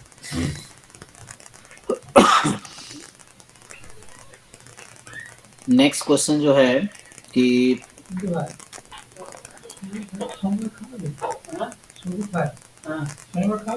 सर मेरी क्वेश्चन सर मेरी एक ही क्वेश्चन बाकी है सर। क्या बाकी है आपका? कौन सा एक बाकी है?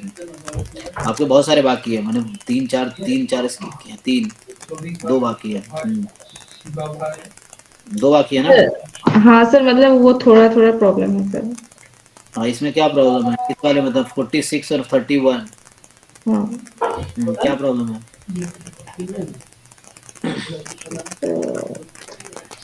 सर 46 मैंने पहले भी सॉल्व किए हैं और 31 भी अभी करते हैं। क्लास लोगों में को डाउट है इनके सॉल्व करने में बात करते हैं। बाकी लोग भी था ना, आपके जो डाउट रह गए वो आप कल 6 to 7 डाउट क्लास होगी कल, फिर कल 9 to 11 भी आपकी गेट बैच की डाउट क्लास होगी। तो ये है, तो भी इसको सेव करके रखिए, अगर आज नहीं हो पाता है तो कल कर दो। बाकी लोगों का भी देख लेते हैं सर एक्सेल रीजन उसका सर थोड़ा सा कर दीजिए। हाँ अभी करते हैं, ये 8 बजे तक करेंगे ना, अभी टाइम है, वापस आते हैं क्वेश्चन। नेक्स्ट क्वेश्चन जो है क्या है? x1 x2 xn be n independent Poisson distribution random variable with mean 1 2 3 up to, मतलब ऐसा है xi जो है Poisson i है या xn Poisson n है, ऐसा समझिए। तो बोल रहा है कि find an x in terms of t such that, so यहाँ से होगा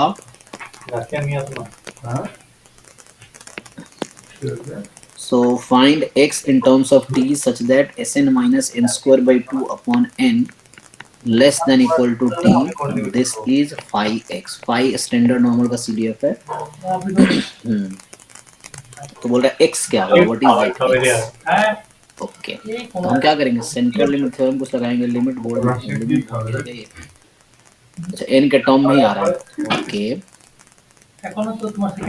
तो यहाँ से क्या है आपके पास? Sn का मतलब हुआ x1 से लेके xn तक, यही है।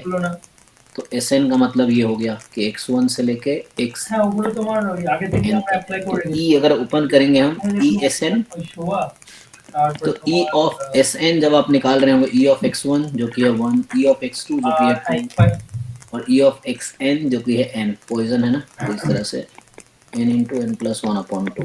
अच्छा, n square plus n upon 2, ऐसा कुछ है। ओके, अब पता है कहना क्या चाह रहा है एक्चुअली? तो ये t x, अच्छा t और x का रिलेशन अलग अलग, मुझे ये ढूंढना है, मतलब ये कहीं ना कहीं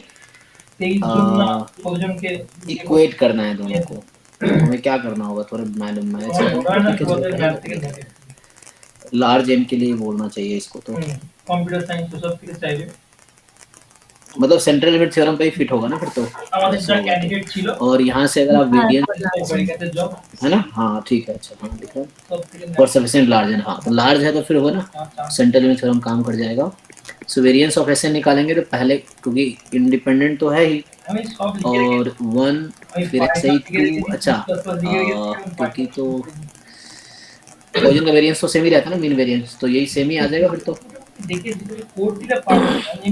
तो क्रॉस मल्टीप्लाई कर लो इसको, तो एक काम करो Sn minus n square by 2 less than equal to Tn, ठीक है, इसको सॉल्व करते हैं। Sn माइनस इसका आप क्या कीजिए, मीन घटाइए, तो मीन था n स्क्वायर बाई 2 प्लस, सो कहने का मतलब मेरा ये है कि इसका वेरिएंस भी तो यही आएगा ना, मीन और वेरिएंस सेम रहेगा Sn का, क्योंकि हाँ Sn का पॉइसन ये हो जाएगा ना, पॉइसन दिस, ठीक है। तो Sn minus n square by 2 plus n by 2 upon root under n square by 2 plus n by 2 less than equal to n time t minus, तो जो प्रोसेस मैं इधर कर रहा हूँ वही इधर भी कर रहा हूँ, तो हमने कितना एक्स्ट्रा कैलकुलेशन किया वो देखना है हमें।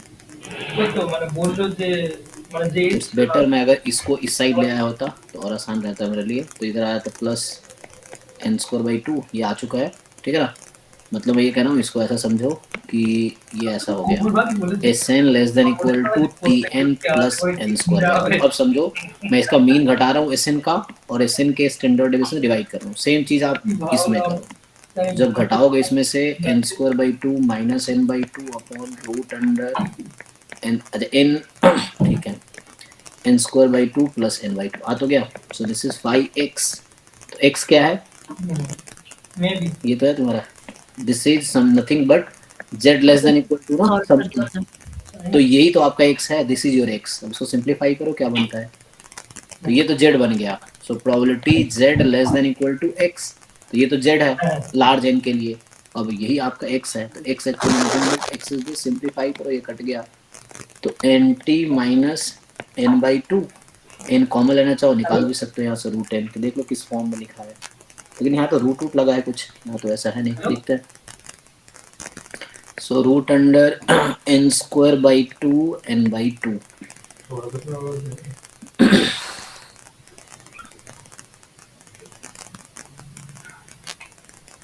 ठीक है ना, कैलकुलेशन ठीक ही किया है। तो x निकालना था t के टर्म में, तो ये तो आया। अब इसको थोड़ा सा हमें x निकालना है t के टर्म में, क्या करना है, इसका एलसीएम लेना है, एलसीएम ले लो, ये एलसीएम लेके देखो क्या आता है।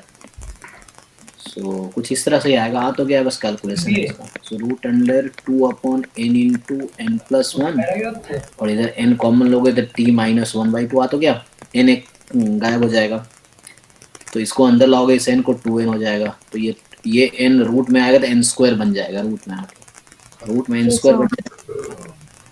तो आ तो गया 2n दिस, और ये t minus one by to, देख लो एलसीएम सेम लेके आ जाएगा। यही आंसर है। मैथ थोड़ा सा और सिंप्लीफाई करना है, एलसीएम लेना है, तो एलसीएम लोगों तो 2t माइनस वन, 2 इधर आएगा 4 बन के, तो यहाँ 2 हो जाएगा, कुछ यहाँ 2 हो जाएगा, हो सकता है कैलकुलेशन गलत किया हो तो ये कट जाएगा। सिंप्लीफाई कर लो, इसके आगे सिंप्लीफाई कर लो अगर आता है। ये सब आ जा रहा है, वो एलसीएम लेने के बाद नीचे √2 आ जाएगा तो हो जाएगा। हाँ हाँ हाँ यस, तो उससे आ जाएगा। नेक्स्ट जो है आपका क्या है इसमें कि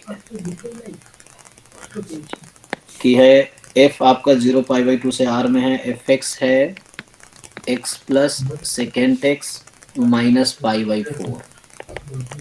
ओके, अभी पूछ क्या रहा है, g कोई इनवर्स फंक्शन है f का, ऐसे कॉमा है बीच में, डॉट लगा है ना, वो कॉमा होगा वहाँ पे, सो या फुल स्टॉप है, g इज फुल स्टॉप ही है, g इनवर्स f का। देखिए तो जो gx है ना वो f इनवर्स x है।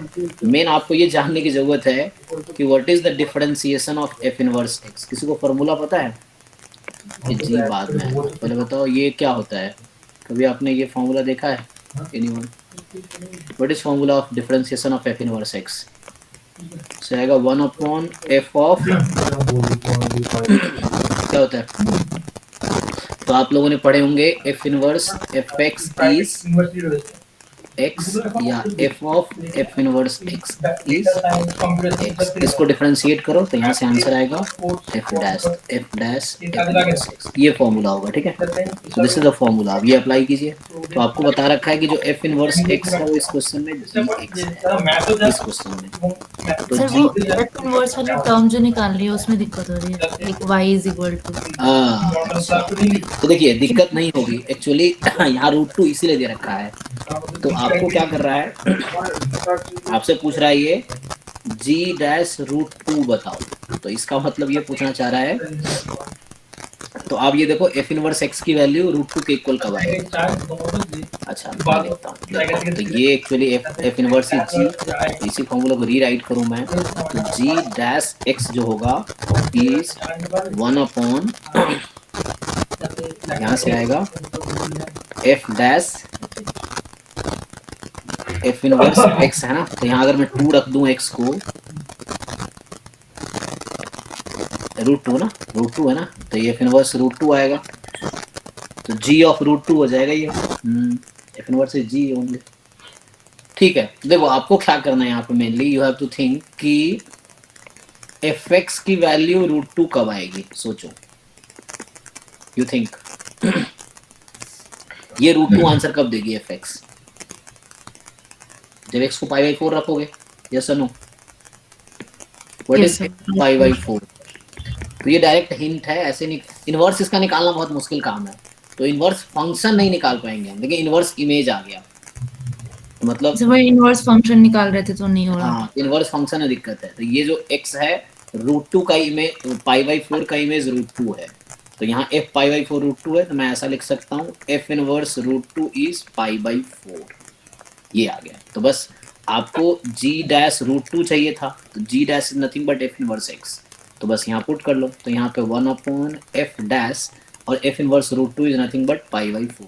अब f डैश x निकालना आसान है, ठीक है, देखिए तो f डैश x निकाल लीजिए, पुट कर f डैश होगा 1 प्लस सेक का डेरिवेटिव क्या होता है, सेक x tan x हो जाएगा, उससे करो इसको हो जाएगा, f डैश पाई निकाल के पुट कर लो, अच्छा f डैश निकालना आसान है। नेक्स्ट जो क्वेश्चन है जी लखराज, तो इसमें है आपके पास कि जो नेक्स्ट क्वेश्चन है कि हमारे पास आपको क्वेश्चन है x रैंडम वेरिएबल यूनिफॉर्मली 0 2 है, x is uniform 0 2 and y जो है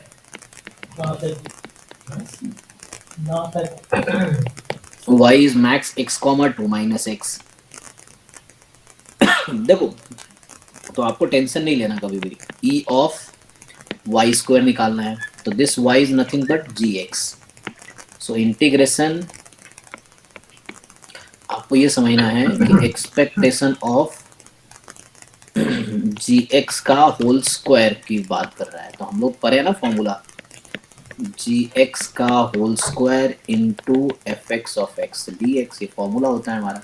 x का सपोर्ट क्या है 0 से 2, बस उसको इंटीग्रेट कर लेना है।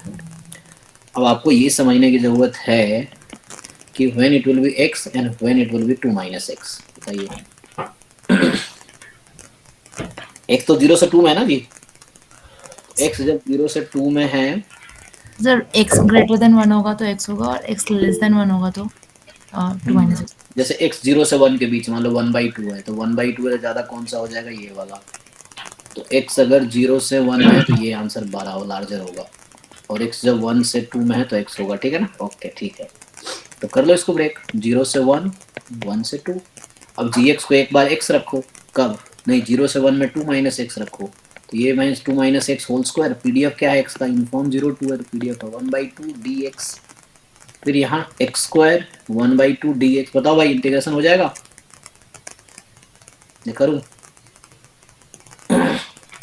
तो यहाँ से, हाँ जी लखराज वो भी क्लास में इंटीग्रेशन कर पाओगे इसका, जैसे चैट में लिखा है। अच्छा ठीक है, हाँ तो अब बस इंटीग्रेशन रह गया यहाँ पर,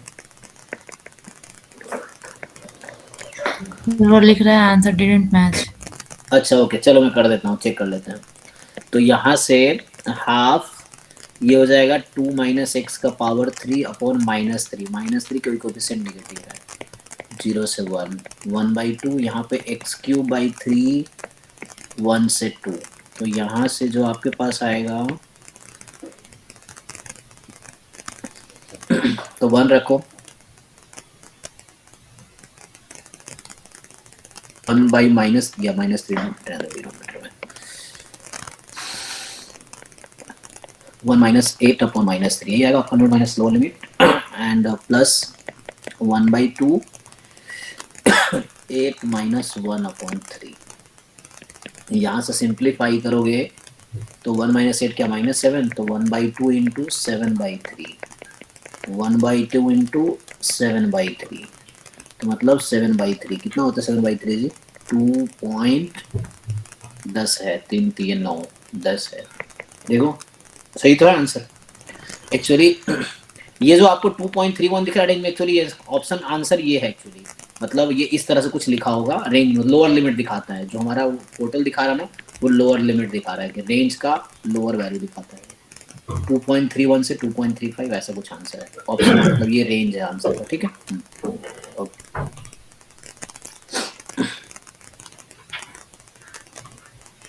सो नेक्स्ट जो है प्रॉब्लम में इसमें क्या है कि ये हमने क्लास में पहले सॉल्व किया है ये क्वेश्चन, आपको बस थोड़े कैलकुलेशन है इसमें, मे भी आंसर पता नहीं कुछ किया नहीं किया। x यूनिफॉर्म 0 10 है, ठीक, और ये भी सिमिलर क्वेश्चन जो पिछला क्वेश्चन किया वैसे ही है ये भी। तो मिनिमम है 2 कॉमा मिनिमम है 4 कॉमा एक्स, इस तरह से मिनिमम 2 कॉमा 4 कॉमा एक्स। तो क्या है इसमें, देखो आपको सिंपली देखना है कि इसके टर्निंग पॉइंट्स क्या क्या हैं। तो कहाँ कहाँ इसकी वैल्यू चेंज होगी, मुझे जहाँ तक लग रहा है 2 पे और 4 पे है ना। देख तो 0 से 2 के बीच अगर x है तो इसकी वैल्यू क्या होगी ये बताओ। x 2 से 4 है तो x की वैल्यू क्या होगी, और 4 से 10 है तो क्या होगी। बिल्कुल सेम लास्ट क्वेश्चन की तरह है, कुछ नया नहीं है। अभी जो मैंने सॉल्व किया ना ये क्वेश्चन बिल्कुल वही है, सिमिलर ही है। तो मुझे बताओ, होगा तो इसे 1 रख के देख लेते हैं। तो 1 रखेंगे तो 4 और 1 में मिनिमम 1 आएगा, 2 और 1 में मिनिमम 1 आएगा। तो मैंने 1 x रखा था, x आ जाएगा। 2 से 4 में रखेंगे तो मिनिमम x आएगा। जैसे 3 रखते हैं 3, तो ये अगर 3 और 3 तो ये 2 रहेगा, और ये भी आई थिंक 2 ही रहेगा, है ना। तो इट्स बेटर कि आप इसको मर्ज करके ऐसा लिख लो कि जब x आप 2 से 10 में लोगे तो ये आएगा, ठीक है। तो हो गया सेम। अब ये पिछले क्वेश्चन की तरह नहीं हो जाएगा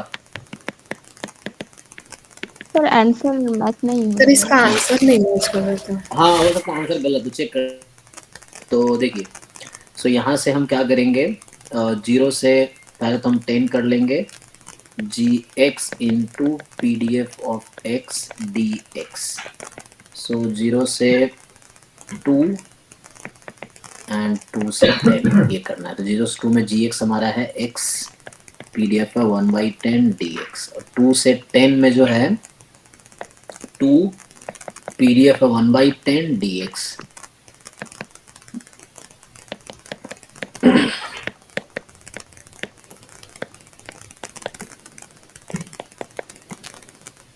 तो x का x हो जाएगा, x है 2 से 10 तो 2 2 जा 4 माइनस 0 तो 4/20, और यहाँ पे 10 माइनस 2 8 2 जा 6 8 2 जा 16/10, यही ना। तो यहाँ पे 32 प्लस जैसे भी करना है 18/10 9/5 9/5 मतलब 5 5 5 40। अच्छा, ये 3.4 क्यों दे रखा है, तो मिस्टेक होगा ये। होते कई मैथ्स तो इस क्वेश्चन का आंसर 1.8 होगा, देख लीजिए। उसका मैक्स कहीं रहा हो, इसने लिखा नहीं हो, कॉपी पेस्ट है ना, मीन को मैक्स ऐसा रहा होगा तो उस केस में हो जाएगा। इस क्वेश्चन में पर्टिकुलर ये क्वेश्चन करेक्ट है तब आंसर 1.8 आएगा। वो मिक्स मैक्स मीन में कोई हो सकता है, इंटरचेंज किया हो कुछ। सो नेक्स्ट क्वेश्चन जो है, a person stands on a street and sells a newspaper. Assume that each of the people passing by buying a newspaper independently with probability 1.3। अच्छा, हर इंसान जो पास कर रहा है वो न्यूज़पेपर खरीद रहा है, उसकी probability 1/3 है। X denote the number of people passing past the seller during the time until he sells first 100 copies of the newspaper। Okay, तो देखो ये है नंबर ऑफ ट्रायल, क्या बोलना चाह रहे, एक minute. X the number of people passing past the seller during the time until he sells the first 100 copies. Number of trial required to get 100 success. किसका डिस्ट्रीब्यूशन क्या होगा, P है 1/3। हाँ जी, x का डिस्ट्रीब्यूशन क्या होता है, number of trial required to get 100 success, negative binomial distribution, ठीक है ना, 100,1/3। ओके, तो पूछ रहा है क्या probability x less than equal to 300 होगा। तो इसका जो PMF होगा, ये नंबर ऑफ ट्रायल वाला केस है, तो इसका जो PMF लिखेंगे ना, नंबर ऑफ ट्रायल है, तो टोटल x ट्रायल होगा, और उसमें मुझे कितने सक्सेस मिल रहा है, तो लास्ट तो सक्सेस ही है। सो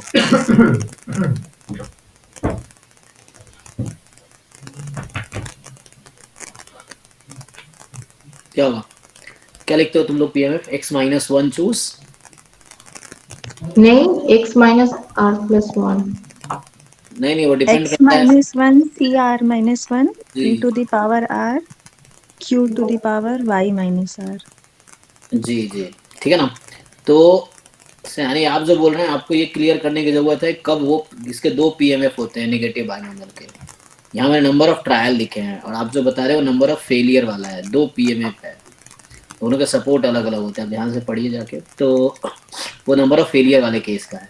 टोटल यहाँ एक्स ट्रायल है, एक्स ट्रायल में 100 माइनस 1 होगा p की पावर 100 q, तो p यहाँ 1/3 है, q की पावर x माइनस 100 होगा, ये आएगा। और x यहाँ नंबर ऑफ ट्रायल है, तो x यहाँ स्टार्ट होगा किससे, 100 से, है ना, 100 101 dot dot dot dot dot. और जो n प्लस r माइनस 1 होता है वहाँ x स्टार्ट होता है 0 से, आप चेक कीजिए, ठीक है। हाँ सर ठीक है। हाँ जी लग रहा है इसमें क्या दिक्कत है, इसमें आंसर मैच नहीं हो रहा, आगे होगा सॉल्व। चलिए चैट मुझे दिख नहीं रहा है, फुल स्क्रीन है ना, तो सॉल्व करूं आगे, ये कर पाओगे आगे देखो। तो यहाँ x तो को सर 100 इतना भी ट्राई करती हूँ, रहने दो। किसका डाउट था, ये इसका डाउट था ना? विक्रांत ने लिखा है मी ट्राई करती हूँ, रहने दो। ठीक है, हाँ तो आप ट्राई करके देखो, अब हो जाना चाहिए। नेगेटिव बाइनोमियल का पीएम कुछ लेंदी कैलकुलेशन होगा मुझे ऐसा लग रहा है इसमें, लेकिन ये अप्रोच यही रहेगा, this is the approach actually,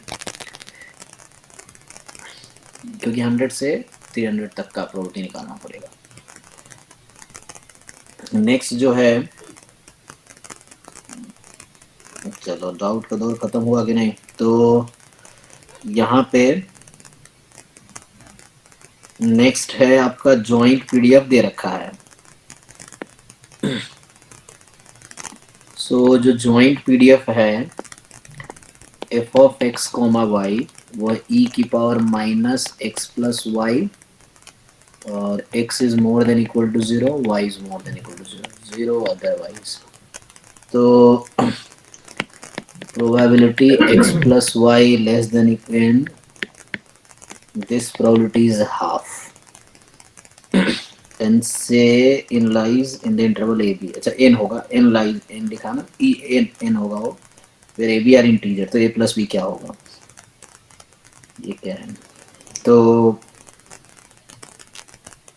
ऐसे तो बताना मुश्किल है ना, ab क्या है, मतलब lies in ab।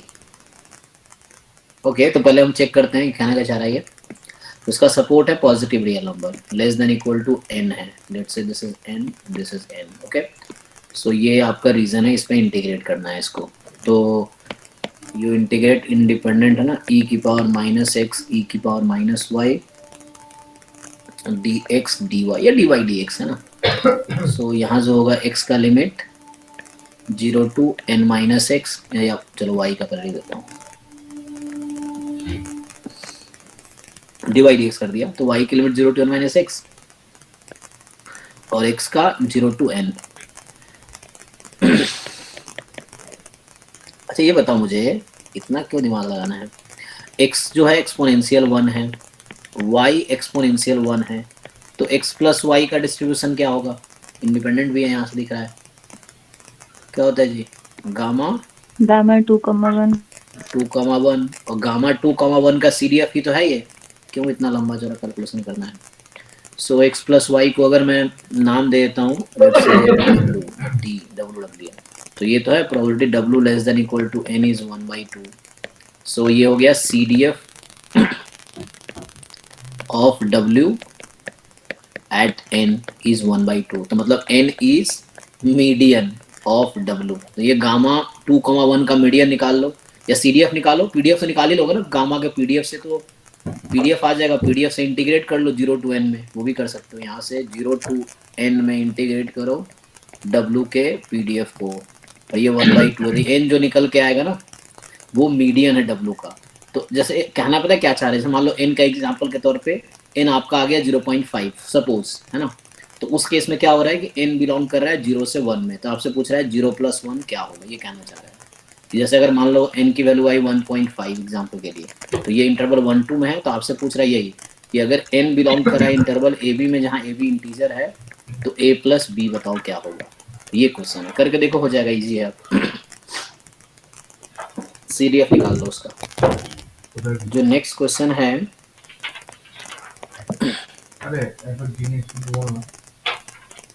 तो क्या करना है यहाँ पे, limit of the sequence xn, x1 is 1, x2 is 2 and xn जो है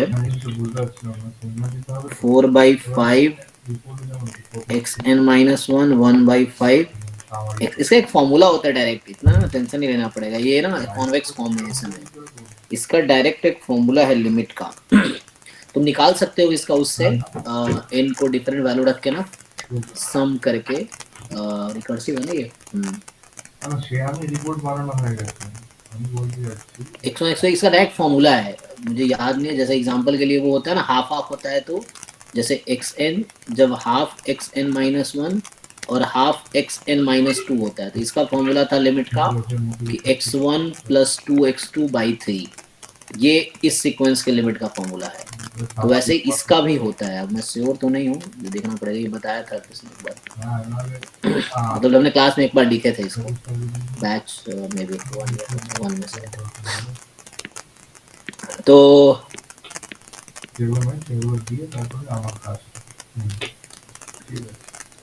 किसको याद है फॉर्मूला? जहां तक मुझे समझ आ रहा है कि 4 और 1 है ना।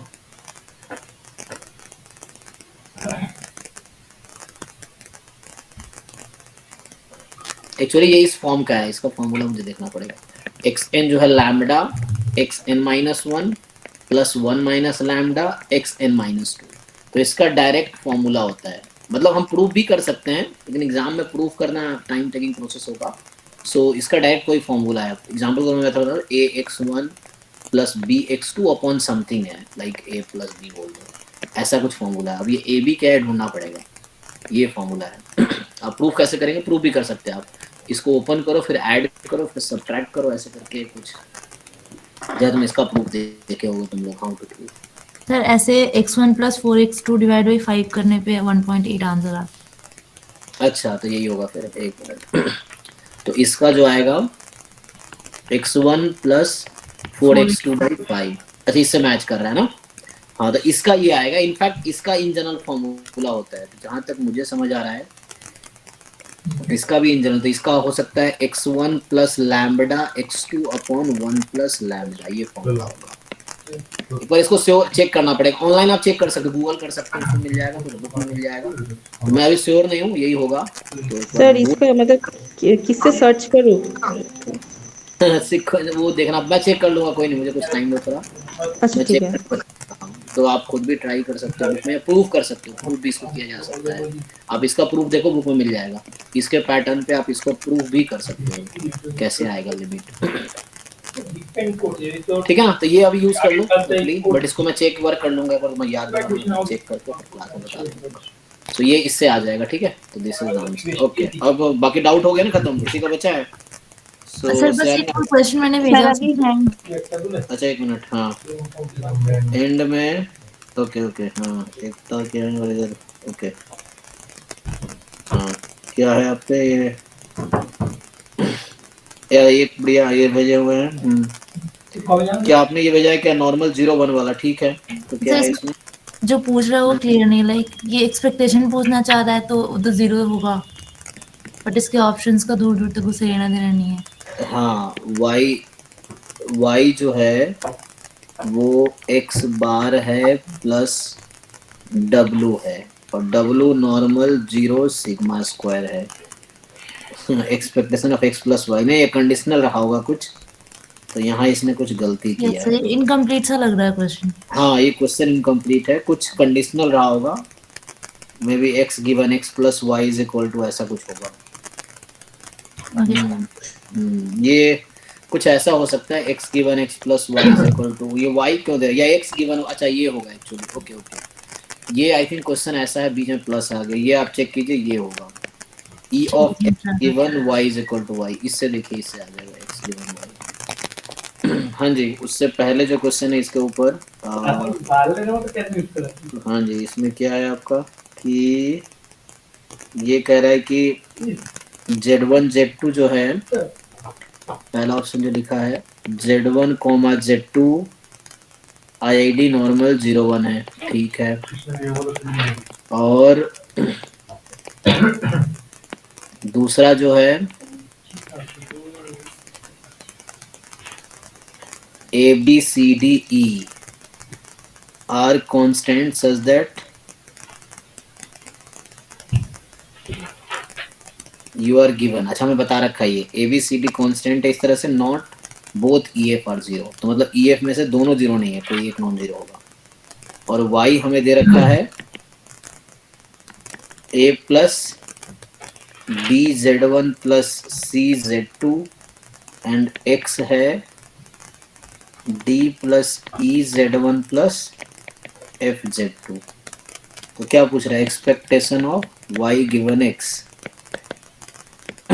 तो इसके लिए फॉर्मूला था ऐसे, तो आपको वो चेक करना पड़ेगा। तो यहाँ से इसका डिस्ट्रीब्यूशन निकाल लीजिए, नॉर्मल ही आएगा।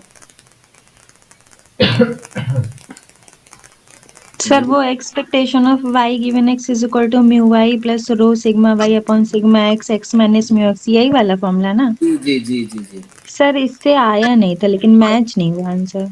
ओके, तो यहाँ से x के टर्म में आ जाएगा ये, तो इन्होंने हो सकता है कुछ वो किए हो। अच्छा, तो एक काम करते हैं, म्यू वाई, इसका मीन कितना आएगा, ए आ जाएगा, है ना। इसका मीन निकालेंगे वाई का, तो ए आ गया। ओके, सो ए प्लस तो सब में है। ओके, अब रो, आपको रो निकालना पड़ेगा एक्स वाई के बीच का। ये जो रो है ना, ये रो क्या है, कोरिलेशन कोएफिशिएंट एक्स वाई के बीच का है। तो पहले आप रो निकालना पड़ेगा, क्या आएगा, x1 Z1 Z2 इंडिपेंडेंट है, कोई दिक्कत नहीं है।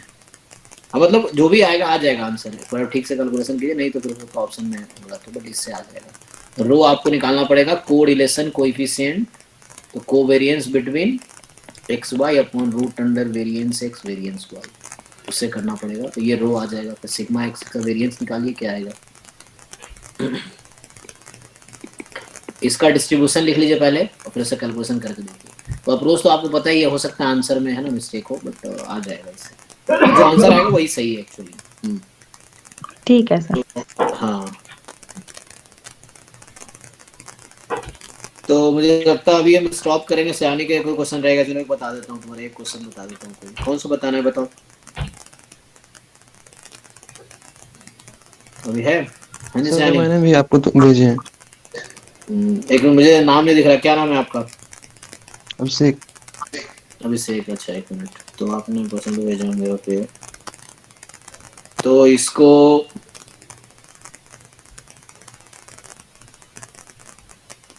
मैं कौन सा बताना, अभी एक बताऊंगा बस, अभी मेरे ना है कहीं, तो एक क्वेश्चन बस, लास्ट क्वेश्चन कोई भी बता दीजिए इसमें।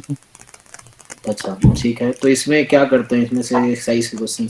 अच्छा ओके,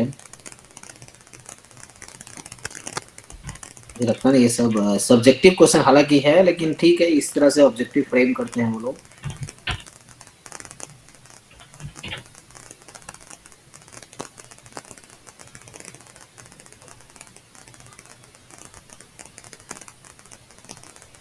चलो लास्ट वाला देखता हूँ क्या है questions. How many light bulb should buy if you want to be 95% sure certain that you will have 1000 hours of light if each of the bulbs is known to have lifetime that is exponentially distributed with an average life of 100 hours. Assume that all the bulbs are burning simultaneously and assume that one bulb is used until it burns out and then replaced. Okay. तो यहाँ पे थोड़े ये सब थोड़े उस level questions हैं, application based questions है ना ये सब। सो इसमें है कि n is the number of, मान लीजिए आपके पास है light bulb, if you want to be 95% certain that you will have 1000 hours of light. तो मतलब ये है कि लाइफ टाइम जो है वो 1000 आवर्स की होगी। चेबीचेव लगा सकते हैं क्या सर इसमें? ट्राई कर सकते हैं। P आपका 0.95 है, श्योर है आप, तो एटलीस्ट 95% है ना। और यहाँ पे बोल रहा है कि और ईच xi का डिस्ट्रीब्यूशन है exponential with average life, mean है तो एवरेज मतलब मीन 100 है, तो 1/100 एक्सपोनेंशियल 1/100। तो प्रोबेबिलिटी x1 से लेके आप कितने यूज कर रहे हैं, how many life n, x1 x2 xn है, this is more than equal to 1000, ठीक है, ये बोल रहा है आपसे। और इसकी प्रोबेबिलिटी जो है 0.95। सॉल्व इस तरह क्वेश्चन जैम में भी एक दो बार पूछा गया है। अब इसको फ्रेम कीजिए, सॉल्व कीजिए। सम ऑफ एक्सपोनेंशियल पता है आपको क्या होता है? गामा। आ जाएगा यहाँ से, यस गामा आ अब हो जाएगा, जाएगा। गामा के से ट्राई कीजिए, ठीक है। तो बाकी जिनके डाउट्स रह गए हैं, तो कल 6 to 7 में डाउट क्लास है सबके लिए, और 9 to 11 गेट वालों के लिए डाउट क्लास है। तो ठीक है, तो कल बाकी क्वेश्चन डिस्कस करते हैं। अभी के लिए थैंक यू, गुड नाइट।